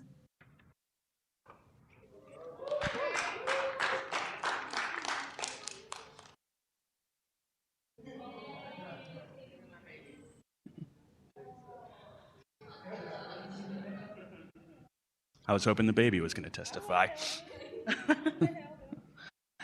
You have 3 minutes. Please proceed. Hello, everyone. Thank you, committee members. My name is Sarah Watkins. I'm a resident of 7th Ward. I'm a housing advocate and tenant organizer with Tenants Transforming Greater St. Louis. We have a few core values, but the ones I want to focus on tonight are housing is a human right and the most impacted must leave. I'm testifying in support of Resolution 258 to reject the proposed Board of Police Commissioners budget because I am a survivor of police brutality, homelessness, and domestic violence. If this budget passes, it would cause the city to disinvest even further in our communities, including crippling the city's capacity to keep St. Louisans housed in safe and dignified spaces. It would directly impact the base of people I work with every day, which is renters. We do make up the majority of St. Louis, including myself and my loved ones. Programs like rental assistance, Impacted Tenants Fund, Code Blue, expanding shelter spaces beyond North City, and Right to Counsel, which is massively underfunded for the last 2 years. The community actually packed this room to demand that it be fully funded. And we know that in St. Louis, that Black mothers with children, like myself, are the most likely to face housing insecurities and evictions. The other thing I want to talk about is public safety. We know that we keep us safe. We know that the most impacted must lead, like I said earlier, and we're telling you we don't want any more money going to killer cops. Policing is not public safety. Surveillance is not crime prevention. And in 2018, I was pulled over for expired tags in the middle of a mental health crisis, and I ended up beaten, pepper sprayed, and with a metal plate and 6 screws in my arm. And when I was facing eviction, it was my community and trusted organizations that helped me through my housing crisis, not the cops. So to truly rebuild this city and to make it whole, I demand that the Board of Aldermen and the Board of ENA reject this budget, refuse to line the pockets of people who profit from this city's suffering, and tell them to figure it out, just like we have to tell our people when they call us looking for rental assistance to stay in their homes, when they're looking for food and shelter. They need to figure it out just like our people do. Thank you. Thank you.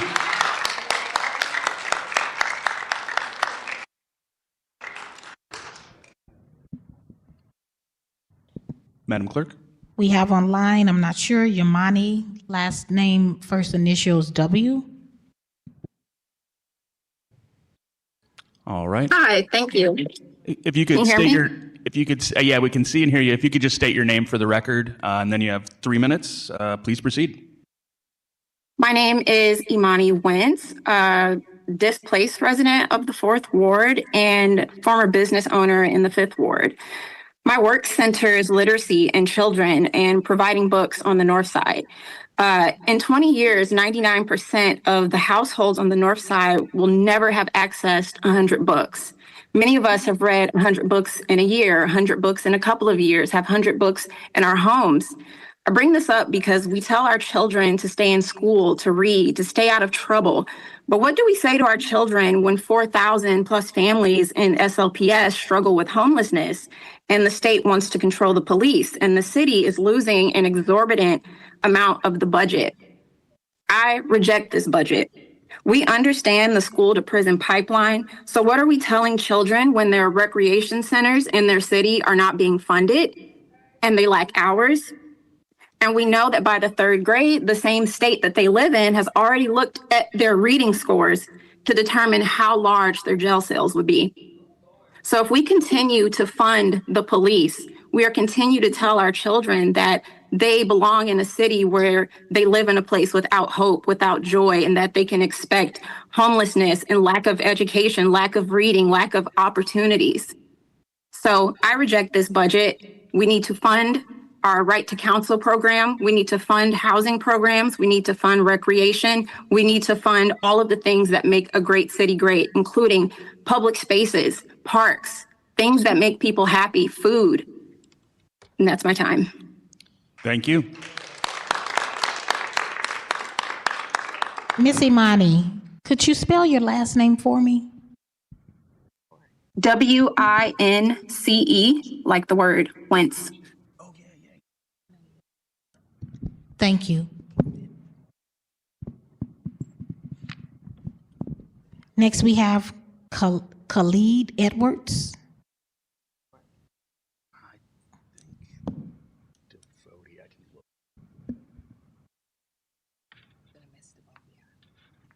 Kalia Edwards, resident of the 3rd Ward, here testifying on Resolution 258 in support of it, specifically speaking to Shane Cohen, but really all of you.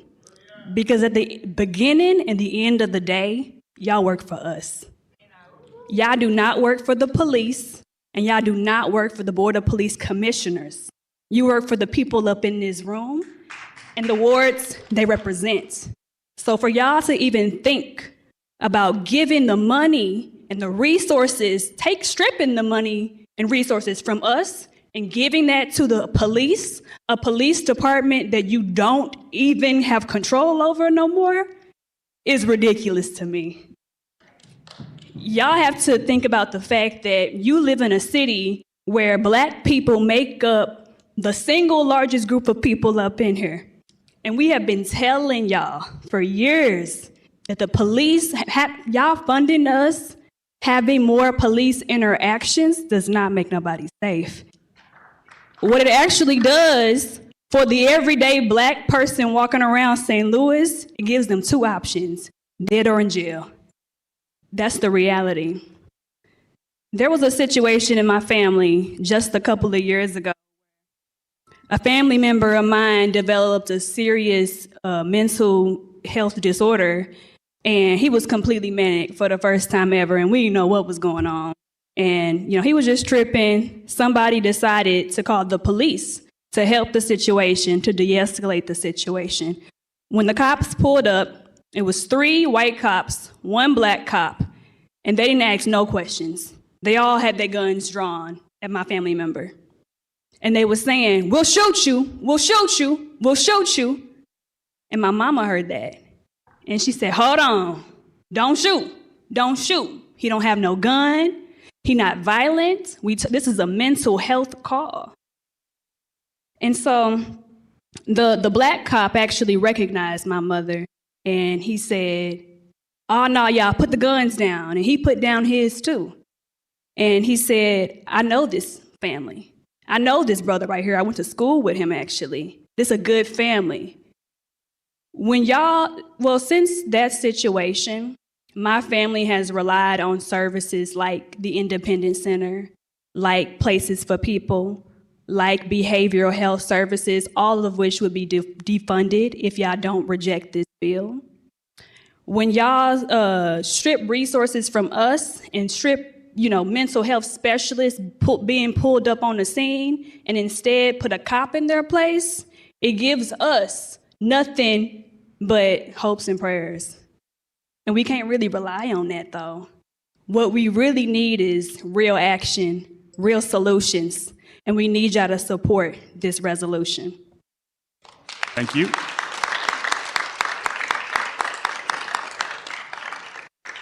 Madam Clerk? We have Caitlin Kilgo.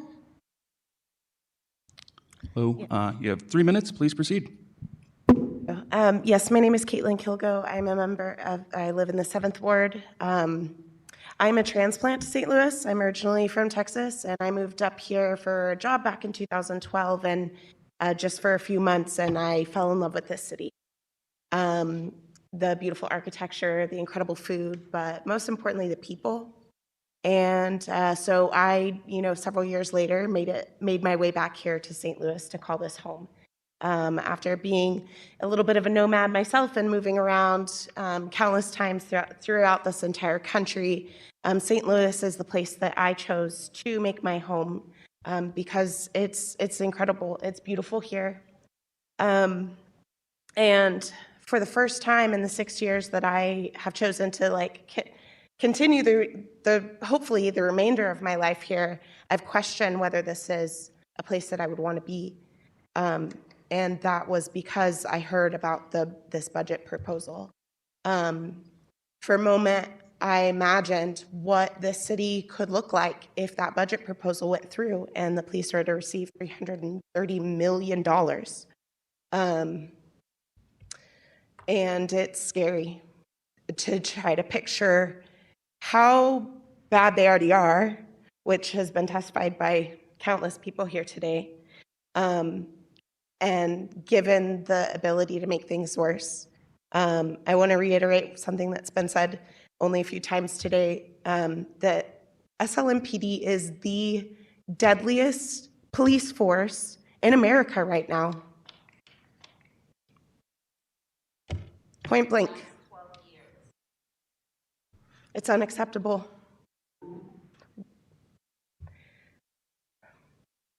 I would like to demand that, Kara Spencer, I hope you're listening.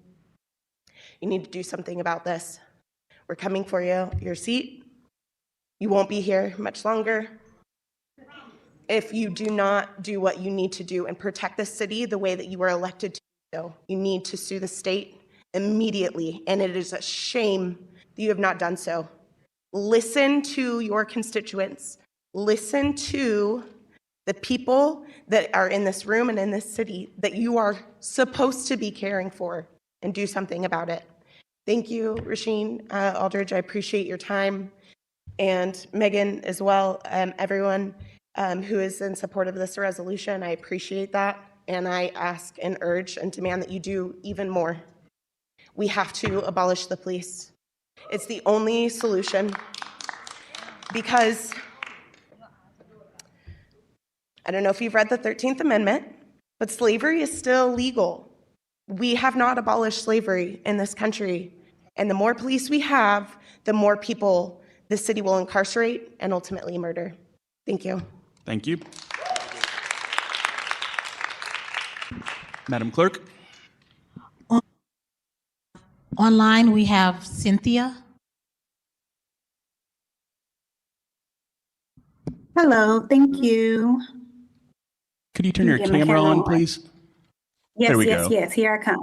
Okay. All right, yeah, thank you. Good afternoon, everyone. if you could just state your name for the record, and then you have 3 minutes, please proceed. All right, do I need to say my first and last name? Yes, ma'am. All right, I am Cynthia Chappell. I am a city resident. I live in Ward 1 in the Bebo neighborhood, where I have resided since 2017 when I purchased my home, and I am a city homeowner. And so I just want to kind of, as a city resident and also a business owner in the city, give a very broad statement here today and just talk about my vision for the city and just overall public safety. So I'm a community leader. I lead a local education nonprofit here in St. Louis serving the region. And I just want to talk again broadly. So the recent decision to not approve the proposed budget for the city of St. Louis really reflects a deeper concern about priorities and long-term sustainability for our communities. Public safety is an important responsibility of government. Supporting the men and women in uniform who serve in our Metropolitan Police Department, St. Louis Police Department matters. However, safety and a thriving community requires more than just increased policing alone.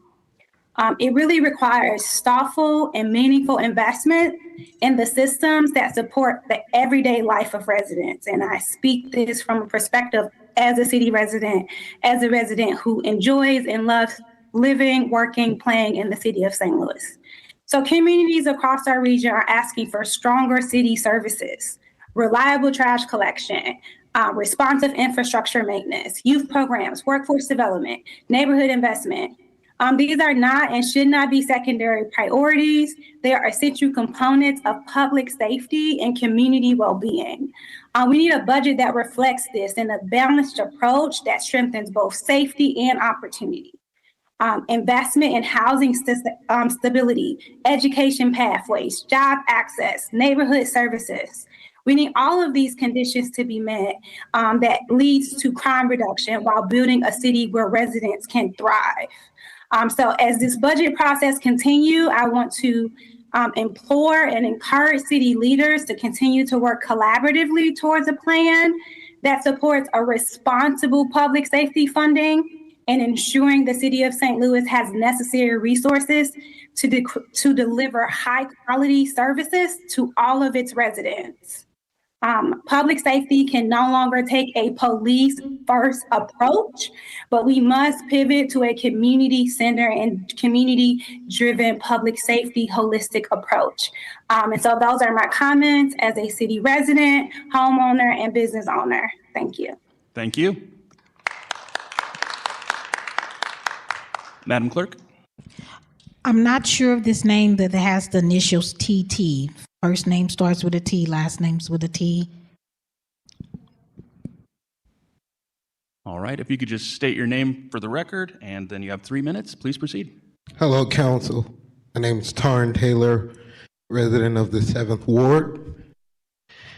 And I just want to look you all in the face and tell you that what's happening right now is the declaration of war. This is what you're seeing. They're enacting war on your constituents. And if you say no, cool. But if you don't, you're letting it happen, you're being complicit, and we won't stand for it.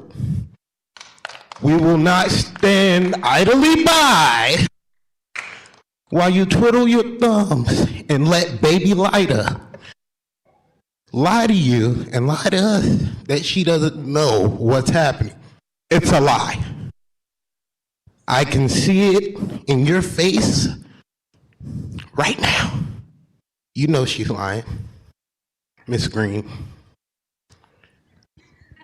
And it's okay for her to lie because that's what government officials do. But we are here to let you know that we will hold you accountable. And I personally will not sleep. And you won't either. So remember my face, remember the sound of my voice, and remember, I'm here. Thank you.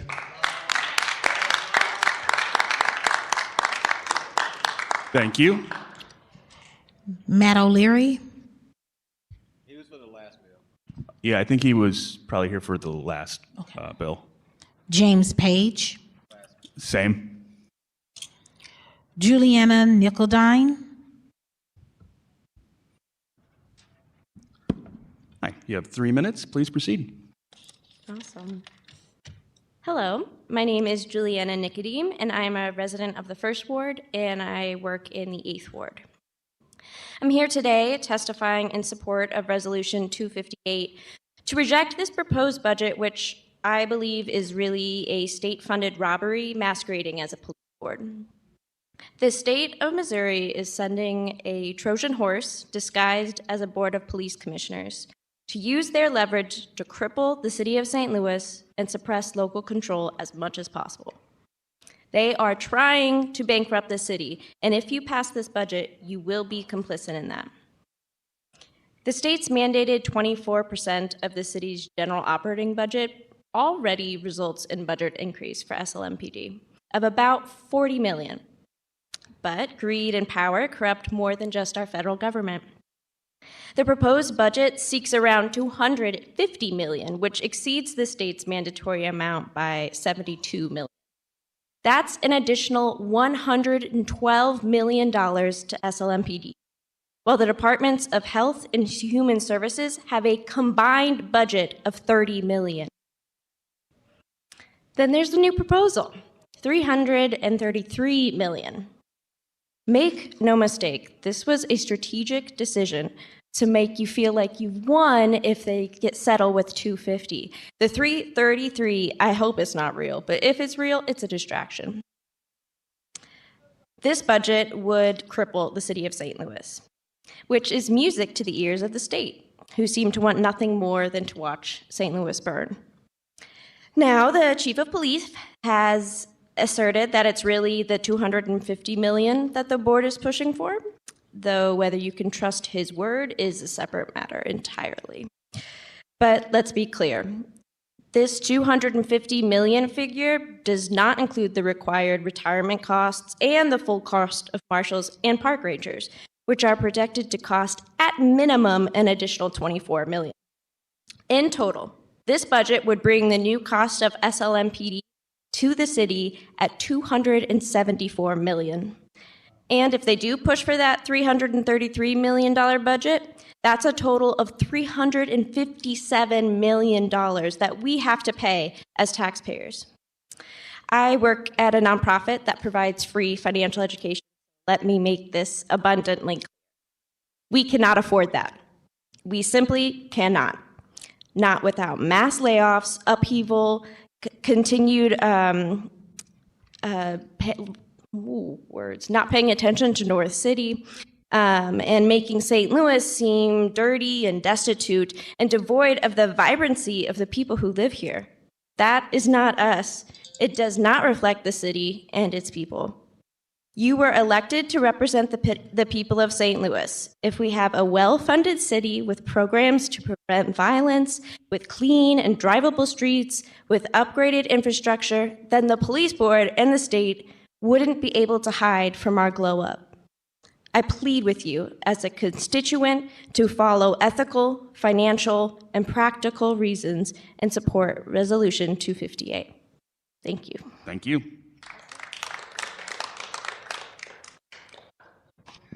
Lindsay Myers,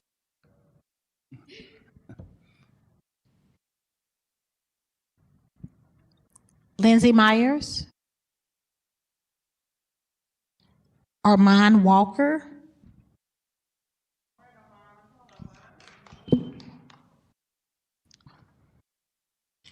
All right, you have 3 minutes. Please proceed. All right. Hello. My name is Armand Walker. I'm in Ward 2 of Tom Oldenburg. While I cannot support this resolution in full, given its endorsement of SLMPD, which already receives an imbalanced lion's share of city funding, I do agree that the resolution should pass and that the aldermen must shoot down this budget. I want to emphasize that this resolution appears to do nothing more than to cement the Board of Aldermen's position against this budget request. And I'd like to hear what actions are within this board's power to actually move the money where it needs to be, I do thank Alderwoman Green for giving some of that at the beginning. I further support the calls made for the mayor's office to take bolder actions, lawsuit or otherwise, that actually represent the interests of working class St. Louis. If this city wants to stop crime, then let's make sure that people have affordable homes to live in by funding the Northside recovery efforts in full. Let's make sure that people have access to clean water by addressing the $10 million deficit the STL Water Department has projected for 2026. Let's support the violence prevention programs that are endangered by this very absolutely ridiculous budget proposal. Approval of a single dollar more, let alone $72 million more dollars for SLMPD, will be nothing short of criminal. Violent crime stats have decreased in the wake of new violence prevention programs. The department's own statistics, that is SLMPD in the city, from January of this year put homicides at a 12-year low, while other kinds of crime, including shootings, are seeing a rapid decline. While detailed data is not yet available on the full impact of the ARPA-funded violence prevention programs, it should be a priority of this office to understand the impact of those programs and reject any further police funding. The police board, also cannot hide behind their attorney, Chris Graville, who currently serves as the municipal judge in Glendale, Oakland, and Warson Woods, as well as the municipal prosecutor in Baldwin. He also represents the cities of Chesterfield and De Pere as city attorney, all while holding down a private practice. His employment in those various roles is the kind of conflict of interest widely criticized by legal experts in the wake of Ferguson. That's from an article in the STL Mag. The mere proposal of this police budget is good enough reason to boycott every single business that is owned by these wealthy board members. To never eat at Maggie O'Brien's, owned by Eddie McVeigh. To avoid Chris at the Docket downtown, and any restaurants owned by Chris Serracino of the Bartolino Hospitality Group. To never buy a car from Don Brown Chevrolet. So in the spirit of the anti-ICE movement in Minneapolis, I'd like to end with this. It is our duty, it is our right. Strike, strike, strike, strike. Thank you. Thank you. Madam Clerk? Jeremy Atkins.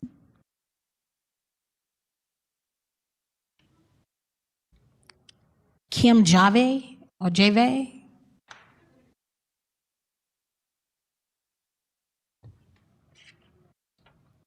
Craig Mitchell.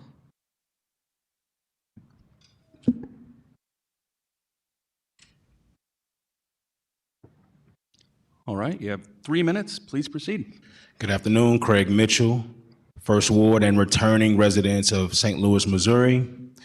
I am in favor of Proposition 256 because, one, I am a product of St. Louis Public Schools and the St. Louis Internship Program and Matthew Dickey's Boys and Girls Club. I'm sharing my experience because not even a month into me moving back, this incident happened. So I write to you, a concerned resident of St. Louis compelled by a recent incident that underscores a troubling gap in public safety and leadership. When an intruder entered a home in our neighborhood, threatened the lives of my mother and young niece, the family did what every citizen is instructed to do, and that's call 911. What followed was not protection, but silence and laziness. Police officers arrived an hour and 30 minutes later. In that span of time, countless harms could have occurred. Every minute was filled with fear, uncertainty, and the knowledge that help was not coming. This was not simply a matter of response time. It is a matter of leadership, accountability, and community trust. Officers had to be prompted multiple times before fulfilling their duty. In fact, they encouraged me not to file the police report because they affirmed that nothing would happen and it would go nowhere. That level of apathy is unacceptable. It signals to residents that their safety is negotiable. that their voices are secondary and their lives are not prioritized. We cannot allow this to be normalized. St. Louis families deserve better. We deserve a police force that responds with urgency, empathy, and professionalism. We deserve leadership that recognizes that every call to 911 is a plea for survival, not inconvenience. We call upon St. Louis Metropolitan Police Department and city officials to acknowledge the failure in this incident publicly, commit to transparent reform and emergency response protocol, ensure that officers are trained and held accountable for timely and compassionate services. Engage directly with community leaders to rebuild trust and establish clear expectations for safety. This letter is not written in anger alone, but it is written in hope. Hope that our city can rise above complacency. Hope that leadership will listen, act, and restore faith in the institutions meant to protect us. We ask that you stand with us, not apart from us. Safety is not a privilege, it is a right. And I reject any funding, any additional funding that will affirm any of these actions taking place by the St. Louis Metropolitan Police Department. Thank you. Thank you. Madam Clerk? Next, we have Jessica Estes.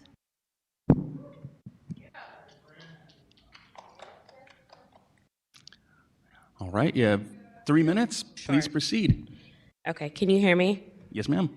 Hi, I'm Jessica Estes. I'm Director of Partnerships and Organizing at Arch City Defenders, and I work in the 13th Ward. We are here because we demand that every public servant stand in the way of the BOPC budget request. You must speak out. You must reject the budget request. Defund has been deemed a polarizing term for years. And in this case, the Board of Police Commissioners and the state of Missouri is attempting to defund the city of St. Louis. They are coming for everything that belongs to the people. If you are a city employee, you might be laid off. If you were impacted by the tornado, the resources you deserve may be perpetually delayed. If you are already upset about the lack of quality of city services, brace yourself.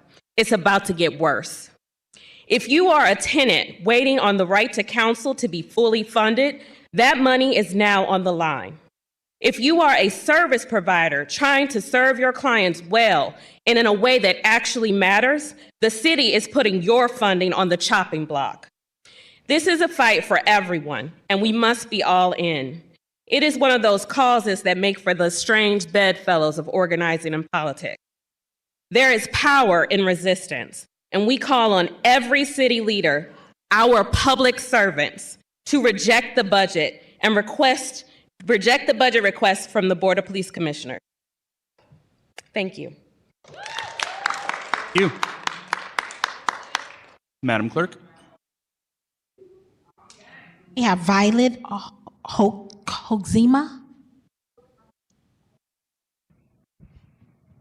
Hello.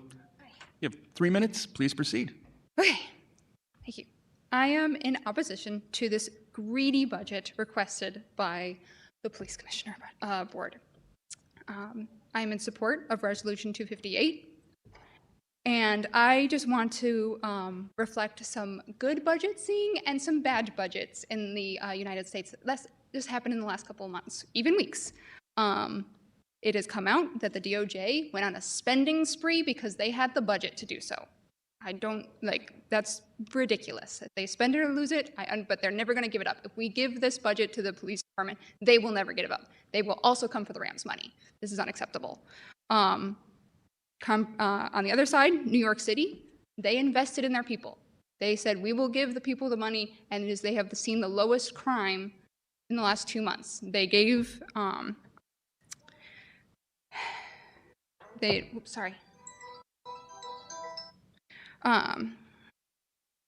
invested in the people to shovel the snow, and it got done. Invest in the people of St. Louis, please. This is not new. I went through my emails, typed in police. What came up? I reached out. A senator from St. Charles was one of the sponsors of the bill that has now allowed the state police control. That was in 2023. I even found an email in December of 24, and I wrote to the Board of Aldermen to reject a $4.8 million budget increase then. It has been slow. They will take anything that they can. This is a big jump.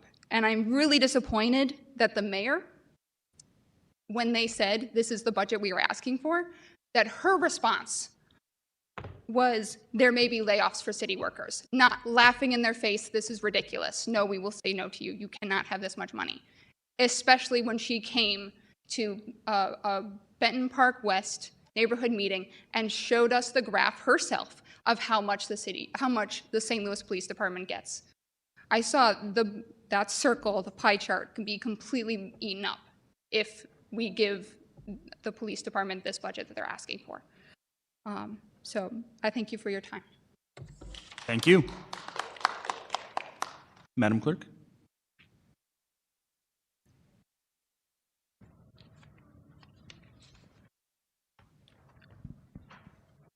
Ms. Inez Bordeaux.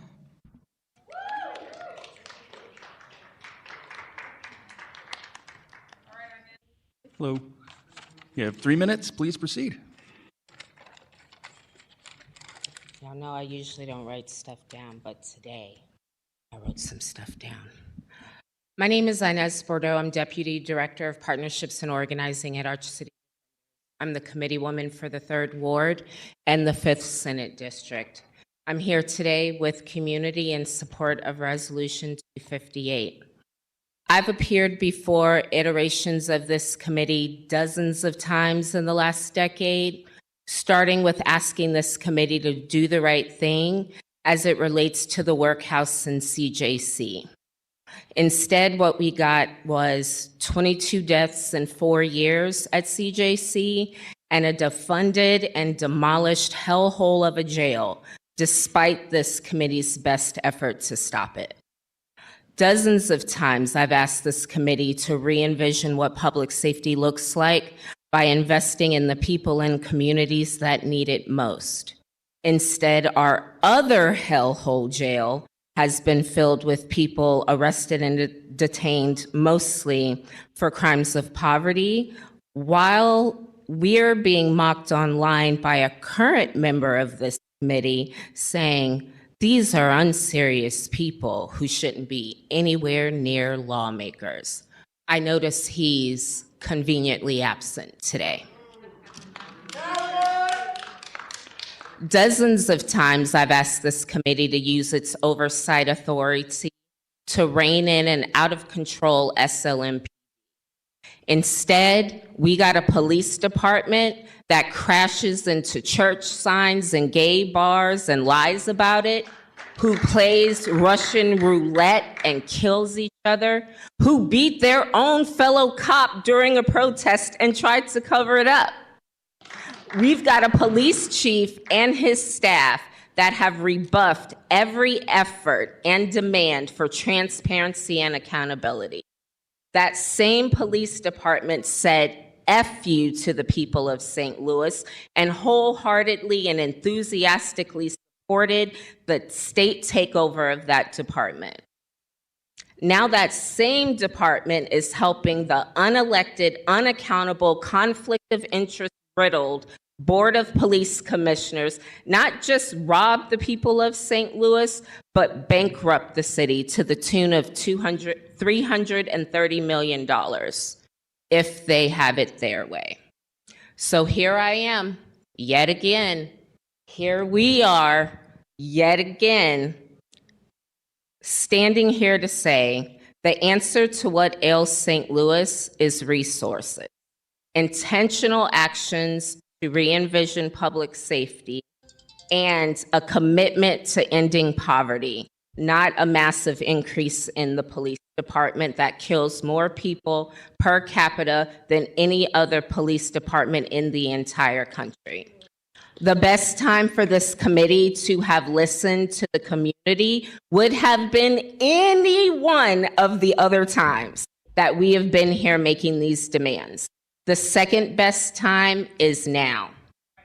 This time, we're going to see if this iteration of the Public Safety Committee has any courage, has any spine, and if you have what it takes to stand up for the people of St. Louis by rejecting this budget. In fact, I'd like to offer zero the budget out. Let's call the state's bluff. Zero the budget out. Let's call the state's bluff. Let's see if they're actually going to come in here and try to arrest our elected officials. And if they do, I happen to know some lawyers.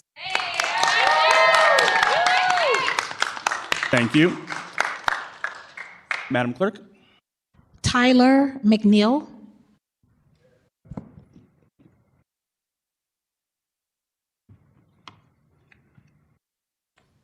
All right, you have 3 minutes. Please proceed. Good afternoon. My name is Tyler McNeil.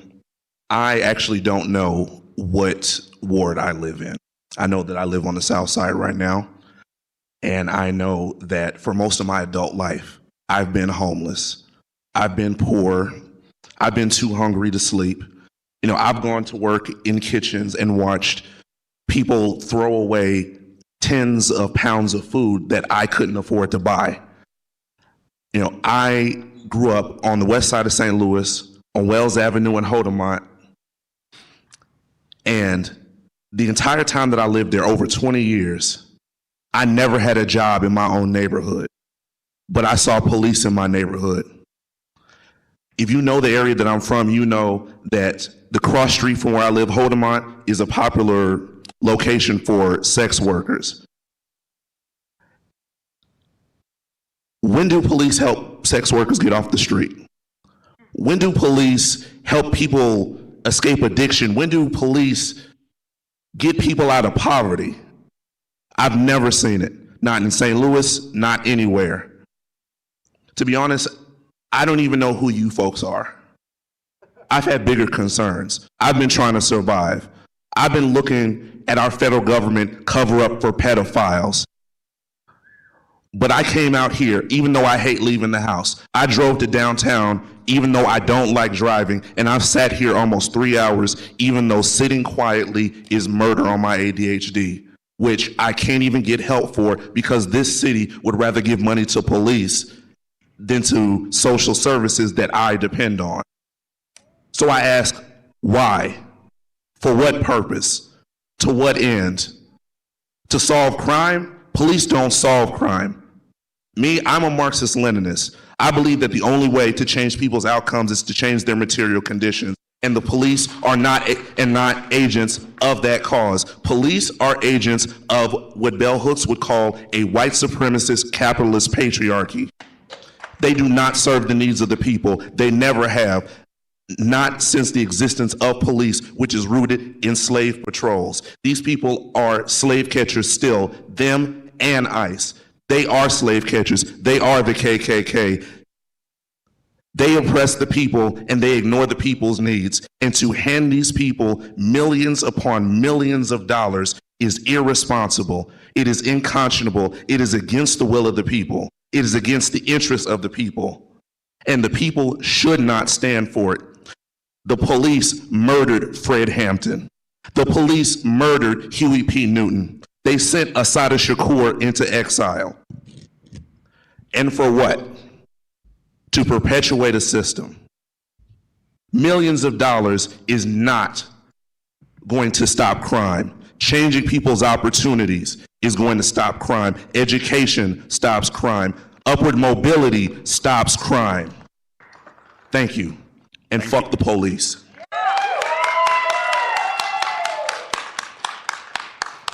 Madam Clerk? Next, we have Dottie Khan. All right, you have 3 minutes. Please proceed. Hi, I'm Danny Kahn. I'm a resident of Ward 2. I'm on the coordinating committee of the Eco-Socialist Green Party. I support Resolution 258 because the police budget is already too damn high, and it serves to perpetuate war against our black and brown neighbors.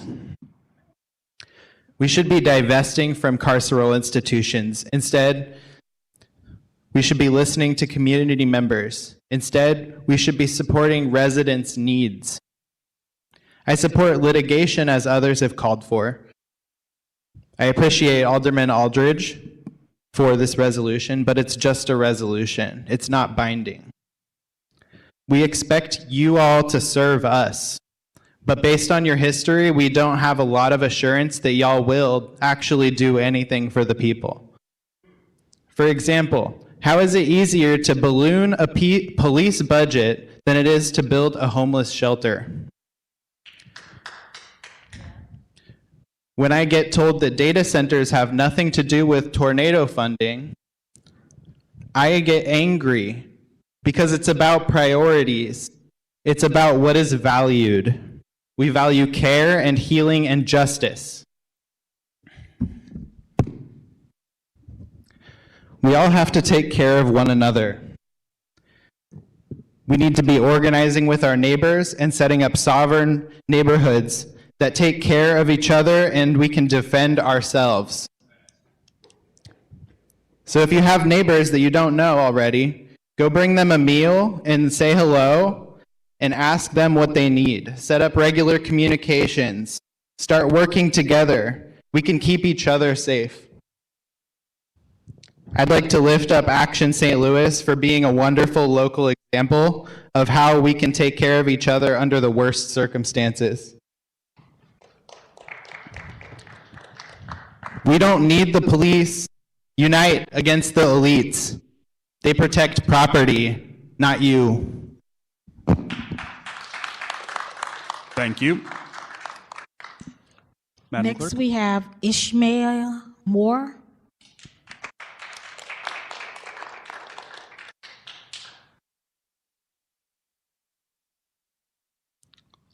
Hello, you have 3 minutes. Please proceed. Hello, my name is Ishmaya Moore. I'm a resident of the 3rd Ward, and I'm also here on behalf of my chosen family that resides in the 6th Ward. I am a 3rd-generation St. Louisan. My grandma moved to St. Louis after being born into a sharecropping family in rural Missouri, and my parents met each other when my dad almost biked into her at Forest Park. I am here in support of Resolution 258. As a 25-year-old who has deep roots in St. Louis, I am enthusiastic about potentially opening up cooperative businesses here in St. Louis, owning land collectively, being a homeowner. Everyone in my family identifies as either queer or trans. And frankly, budgets like this make us want to move. If in 2026, your definition of public safety means increasing funding for militarized police who are emboldened by a fascist, then frankly, you do not have the cognitive ability and imagination necessary to be elected. They will continue to ask for more. Name a 3-year period in my lifetime when the police budget didn't increase. I genuinely want to know.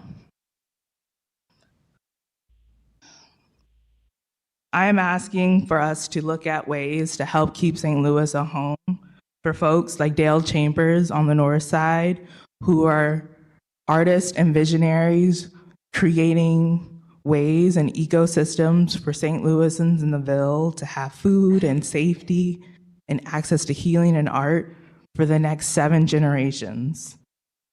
Will this budget help her stay here? Or for my comrade Dale, who's currently waiting to hear back from the charter school system if their child can go to a school that will actually support them in education instead of our underfunded public school that they would much rather bring their child to because it's a lot easier. How hard are you going to make us fight to justify to stay in St. Louis? Because if you increase that difficulty, we'll at least fight like hell to de-seat you as a legislator. Thank you.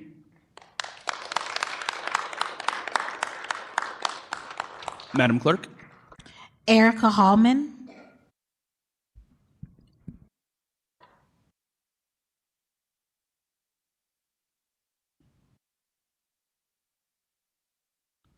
Hello, you have 3 minutes. Please proceed. Good afternoon. I'm a resident of the 7th Ward and Alderwoman Saulnier's ward. I don't know how long it's been since some of the people on this board have actually been on the north and west sides of this city. But when you are actually in our community that has been impacted by this tornado, it looks like it's May 17th. While the Central West End and the more wealthy and affluent parts of our city are deep in recovery. Some places you can't even tell that that tornado is hit. And giving $330 million annually, because they will not stop. This is an annual budget.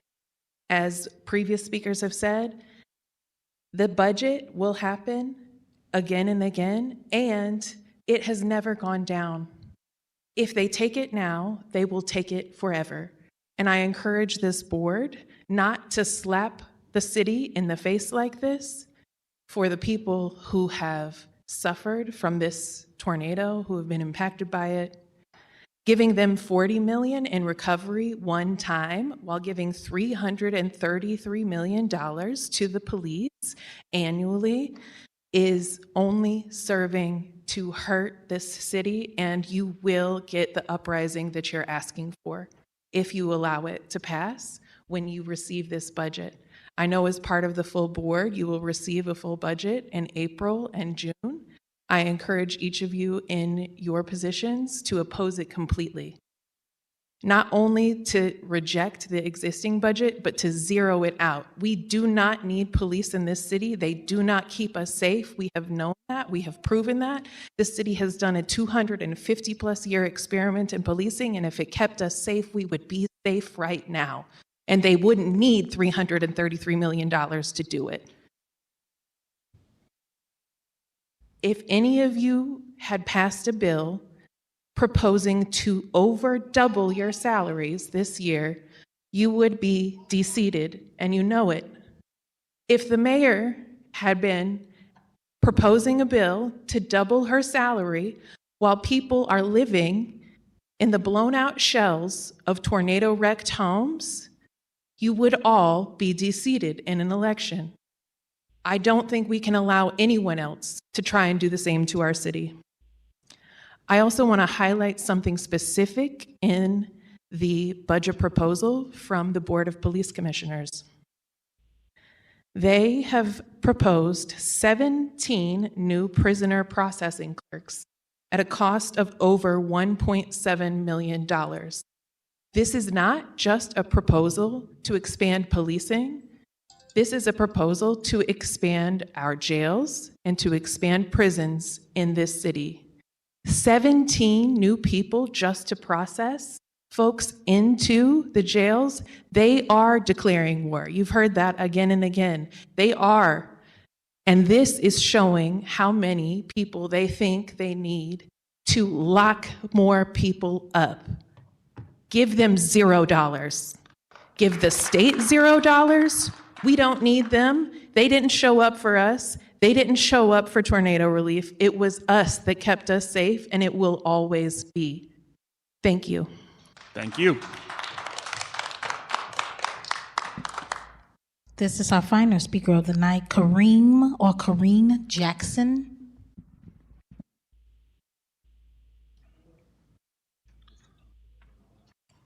What's up, y'all? Hey, you have 3 minutes. Please proceed. I probably won't need all three.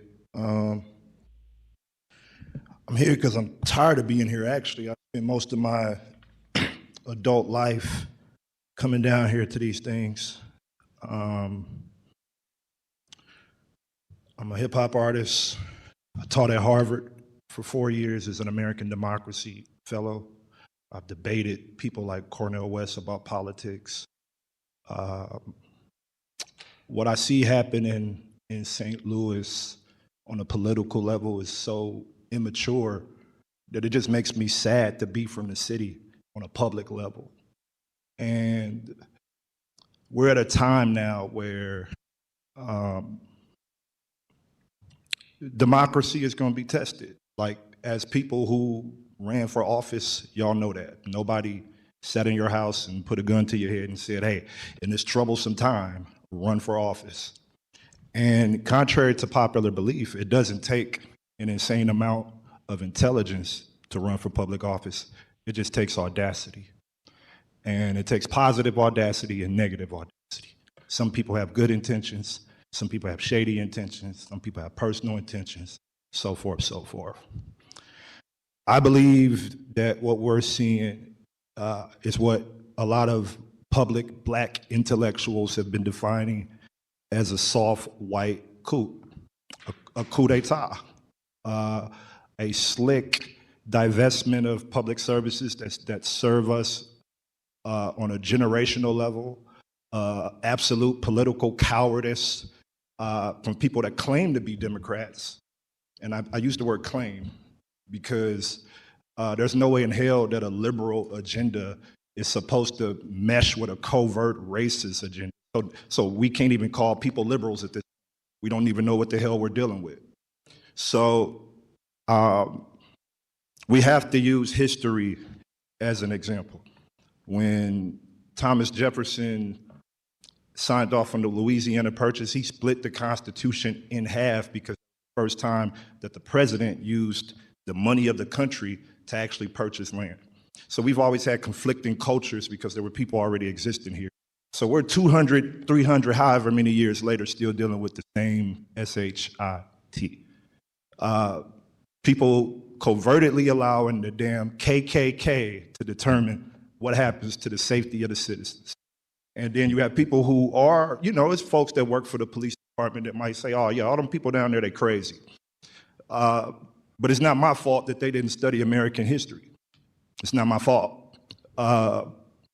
I know that I'm here because I don't see enough black men actually coming down here. And when you start seeing people like me, you really need to go home and tell whoever you lay in the bed with, it might be a problem. Because I got stuff to do. I just got back from Barcelona. I got way better stuff to do than spend 3 hours of my life down here defending the damn republic. So I represent the people who are the victims on both sides of the gun, civilian and law enforcement, black men. By any classic definition, I've been to the United Nations, Geneva. By any classic definition, what's happening to us in this city is classically defined as genocide. When you got the same individual leading the death toll on either side of gun violence on a generational level, I am scared shitless to go home, to go to the store, to go to the gym. And it's not my fault. This is a problem I inherited on a generational level. I encourage y'all to stand up. We didn't vote for soft white supremacist agenda to come and take over St. Louis. We didn't vote for that. So it's y'all job to determine what resistance to that is actually going to look like. Peace. Thank you.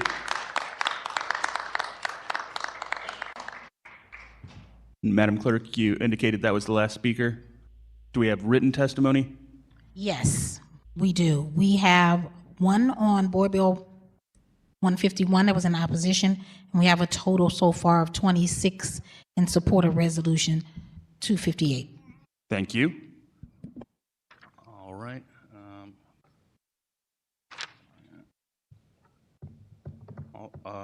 All right, Alderman, please proceed. I believe that there's an amendment to this as well. Yeah, I do. I guess you want to recognize the amendment holder. Yeah. I'll move that we put amendment number 1 to Resolution 258 in front of the committee. Second. Clerk, will you please call the roll? Discuss or? Alderman Oldenburg.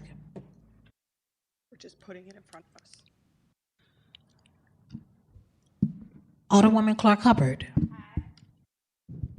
Alderwoman Velasquez. Aye. Alderwoman Sanier. Aye. Vice Chair Aldrich. Aye. Chair Narayan. Aye. President Green. Aye. Alderman Oldenburg. Aye. 7 aye votes. All right, with that, we have amendment number 1 to Resolution 258 in front of us. Alderman, if you want to speak. I'm not the.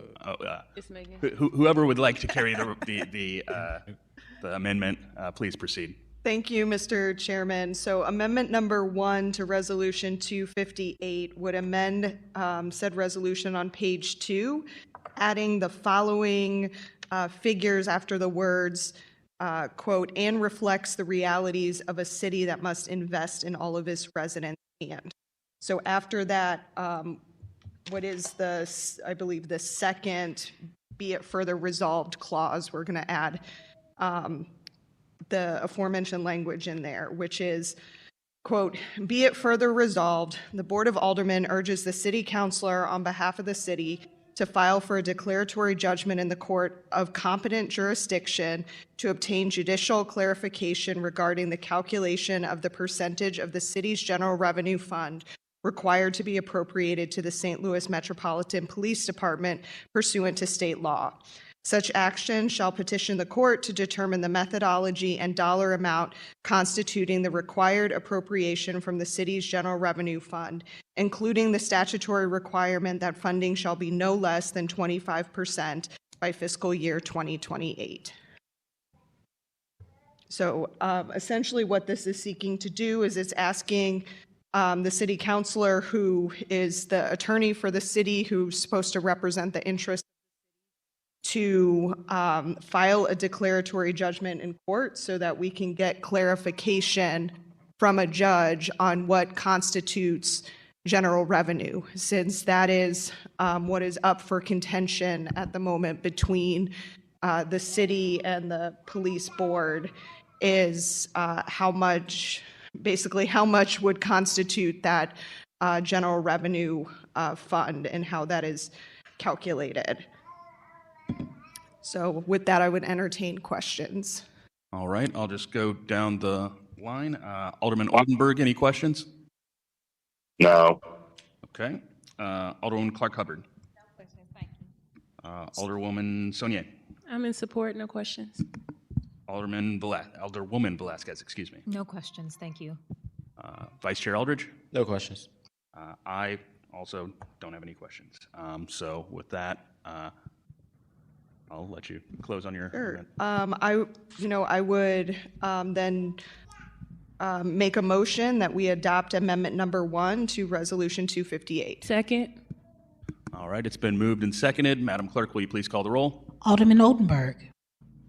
Present. Alderwoman Clark Hubbard. Alderwoman Velasquez. Aye. Alderwoman Sanier. Aye. Vice Chair Aldrich. Aye. Chair Narayan. Aye. President Green. Aye. 1 present, 6 ayes. All right, with that, we've sustained the motion, and now in front of us, we have Resolution 258 as amended. Alderman, please proceed. Unless there are any other questions on it, I would just close out. Seeing no questions. I guess I'll just run through. If anyone has any questions, just Or final let me know, or Alderman Oldenburg, raise your hand if there's any questions. Okay, so recognize you to close. Thank you, Mr. Chair, members of the Public Safety Committee. First, it's been a minute. I do want to thank each and every person that came out today to speak on this. Clearly, it's important. You know, this hearing was scheduled at 2, and it's now 5:14, and most of these individuals, have this isn't why this is our primary job. This is not there. So I do want to thank all the organizations, all the individuals who came out to speak on this, because I think it shows a strong support throughout the city of St. Louis that people are, have been concerned, but really concerned now of the decision that this state takeover board is having right now when it comes to the city of St. Louis budget. We're in a time where, since the legislator, to be very clear, this was done based because of state of Missouri, state representatives and senators passed a bill to put the police board back under state control, something that residents have constantly said we want our police department under local control. When that was passed, I want to say 2010, 11, or 12, somewhere around there. We made it very clear we want the control of our own police department. And now we're faced not only as residents, but as also elected officials, and kind of forced that this police board that, again, is not made up of elected officials elected within each of our wards, but individuals who were just appointed by a governor. And I do want to mention, as Mr. Teff Poe spoke about being a black man, it is disappointing not to see at least one black man on this board of police commissioners when we talk about representation. I think what this resolution does, at least from the Board of Aldermen, we have kind of limited things that we could do since this is a state control board. And I know while individuals may feel the resolution is non-binding, it sends a very strong message that we also understand the actions that the police board are taking right now are going to be horrible to the future of the city of St. Louis, but more importantly to services that, again, when we talk about public safety, it's not just policing. Public safety is the building division. Public safety is forestry. Public safety is health. Public safety is mental health. Public safety is our water. And I would also encourage everyone to also go to House Bill, and outside of being here today, I really appreciate it, but also call your state representatives and your senators and push back against House Bill 3066 as well as Senate Bill 1657, which is trying to take away even more control away from local government and give full power to the police board to approve their budgets without going through ENA. So they wouldn't have to go through the process of making sure that the president, the mayor, and the comptroller get the last say. So they're basically saying they know best. They don't need any input, not only from elected officials, but just from the general public. So we're in a place where we have to do everything from the organizing side to elected official side to stand up and fight back and let this Board of Commissioners know that the actions that they're taking is going to have huge consequences to the fiscal health of the city budget, which people have already said. We cannot forget that we just went through a tornado in North St. Louis that has been disinvested already decades in the making before a tornado happened. And giving the police department more funds when being on the budget committee, they don't even spend their current budget is just absurd. So I do appreciate you, Mr. Chair, who's a co-sponsor, as well as the alderman from the 9th and the alderwoman from the 6th for signing on as a co-sponsor. And I would ask for a do pass recommendation on Resolution 258 as amended. I would like to be added as co-sponsor, and I would like to make a motion that we pass Resolution 258 with a do pass recommendation. Second. All right, it's been moved and seconded that we pass Resolution 258 as amended in committee out with a do pass recommendation. Madam Clerk, will you please call the roll? Alderman Oldenburg. Present. Alderwoman Clark Hubbard. Alderwoman Velasquez. Aye. Alderwoman Sanye. Aye. Vice Chair Aldrich. Aye. Chair Narayan. Aye. President Green. Aye. 1 present, 6 ayes. All right, with that, we've sustained the motion and passed Resolution 258 as amended in committee out with a do pass recommendation. Congratulations, Alderman. With that, does any member of the committee have any announcements? All right, seeing none, I believe all members were present today, so there's no one to excuse. So I will entertain a motion to adjourn. So moved. Second. All in favor signify by saying aye. Aye. We stand adjourned.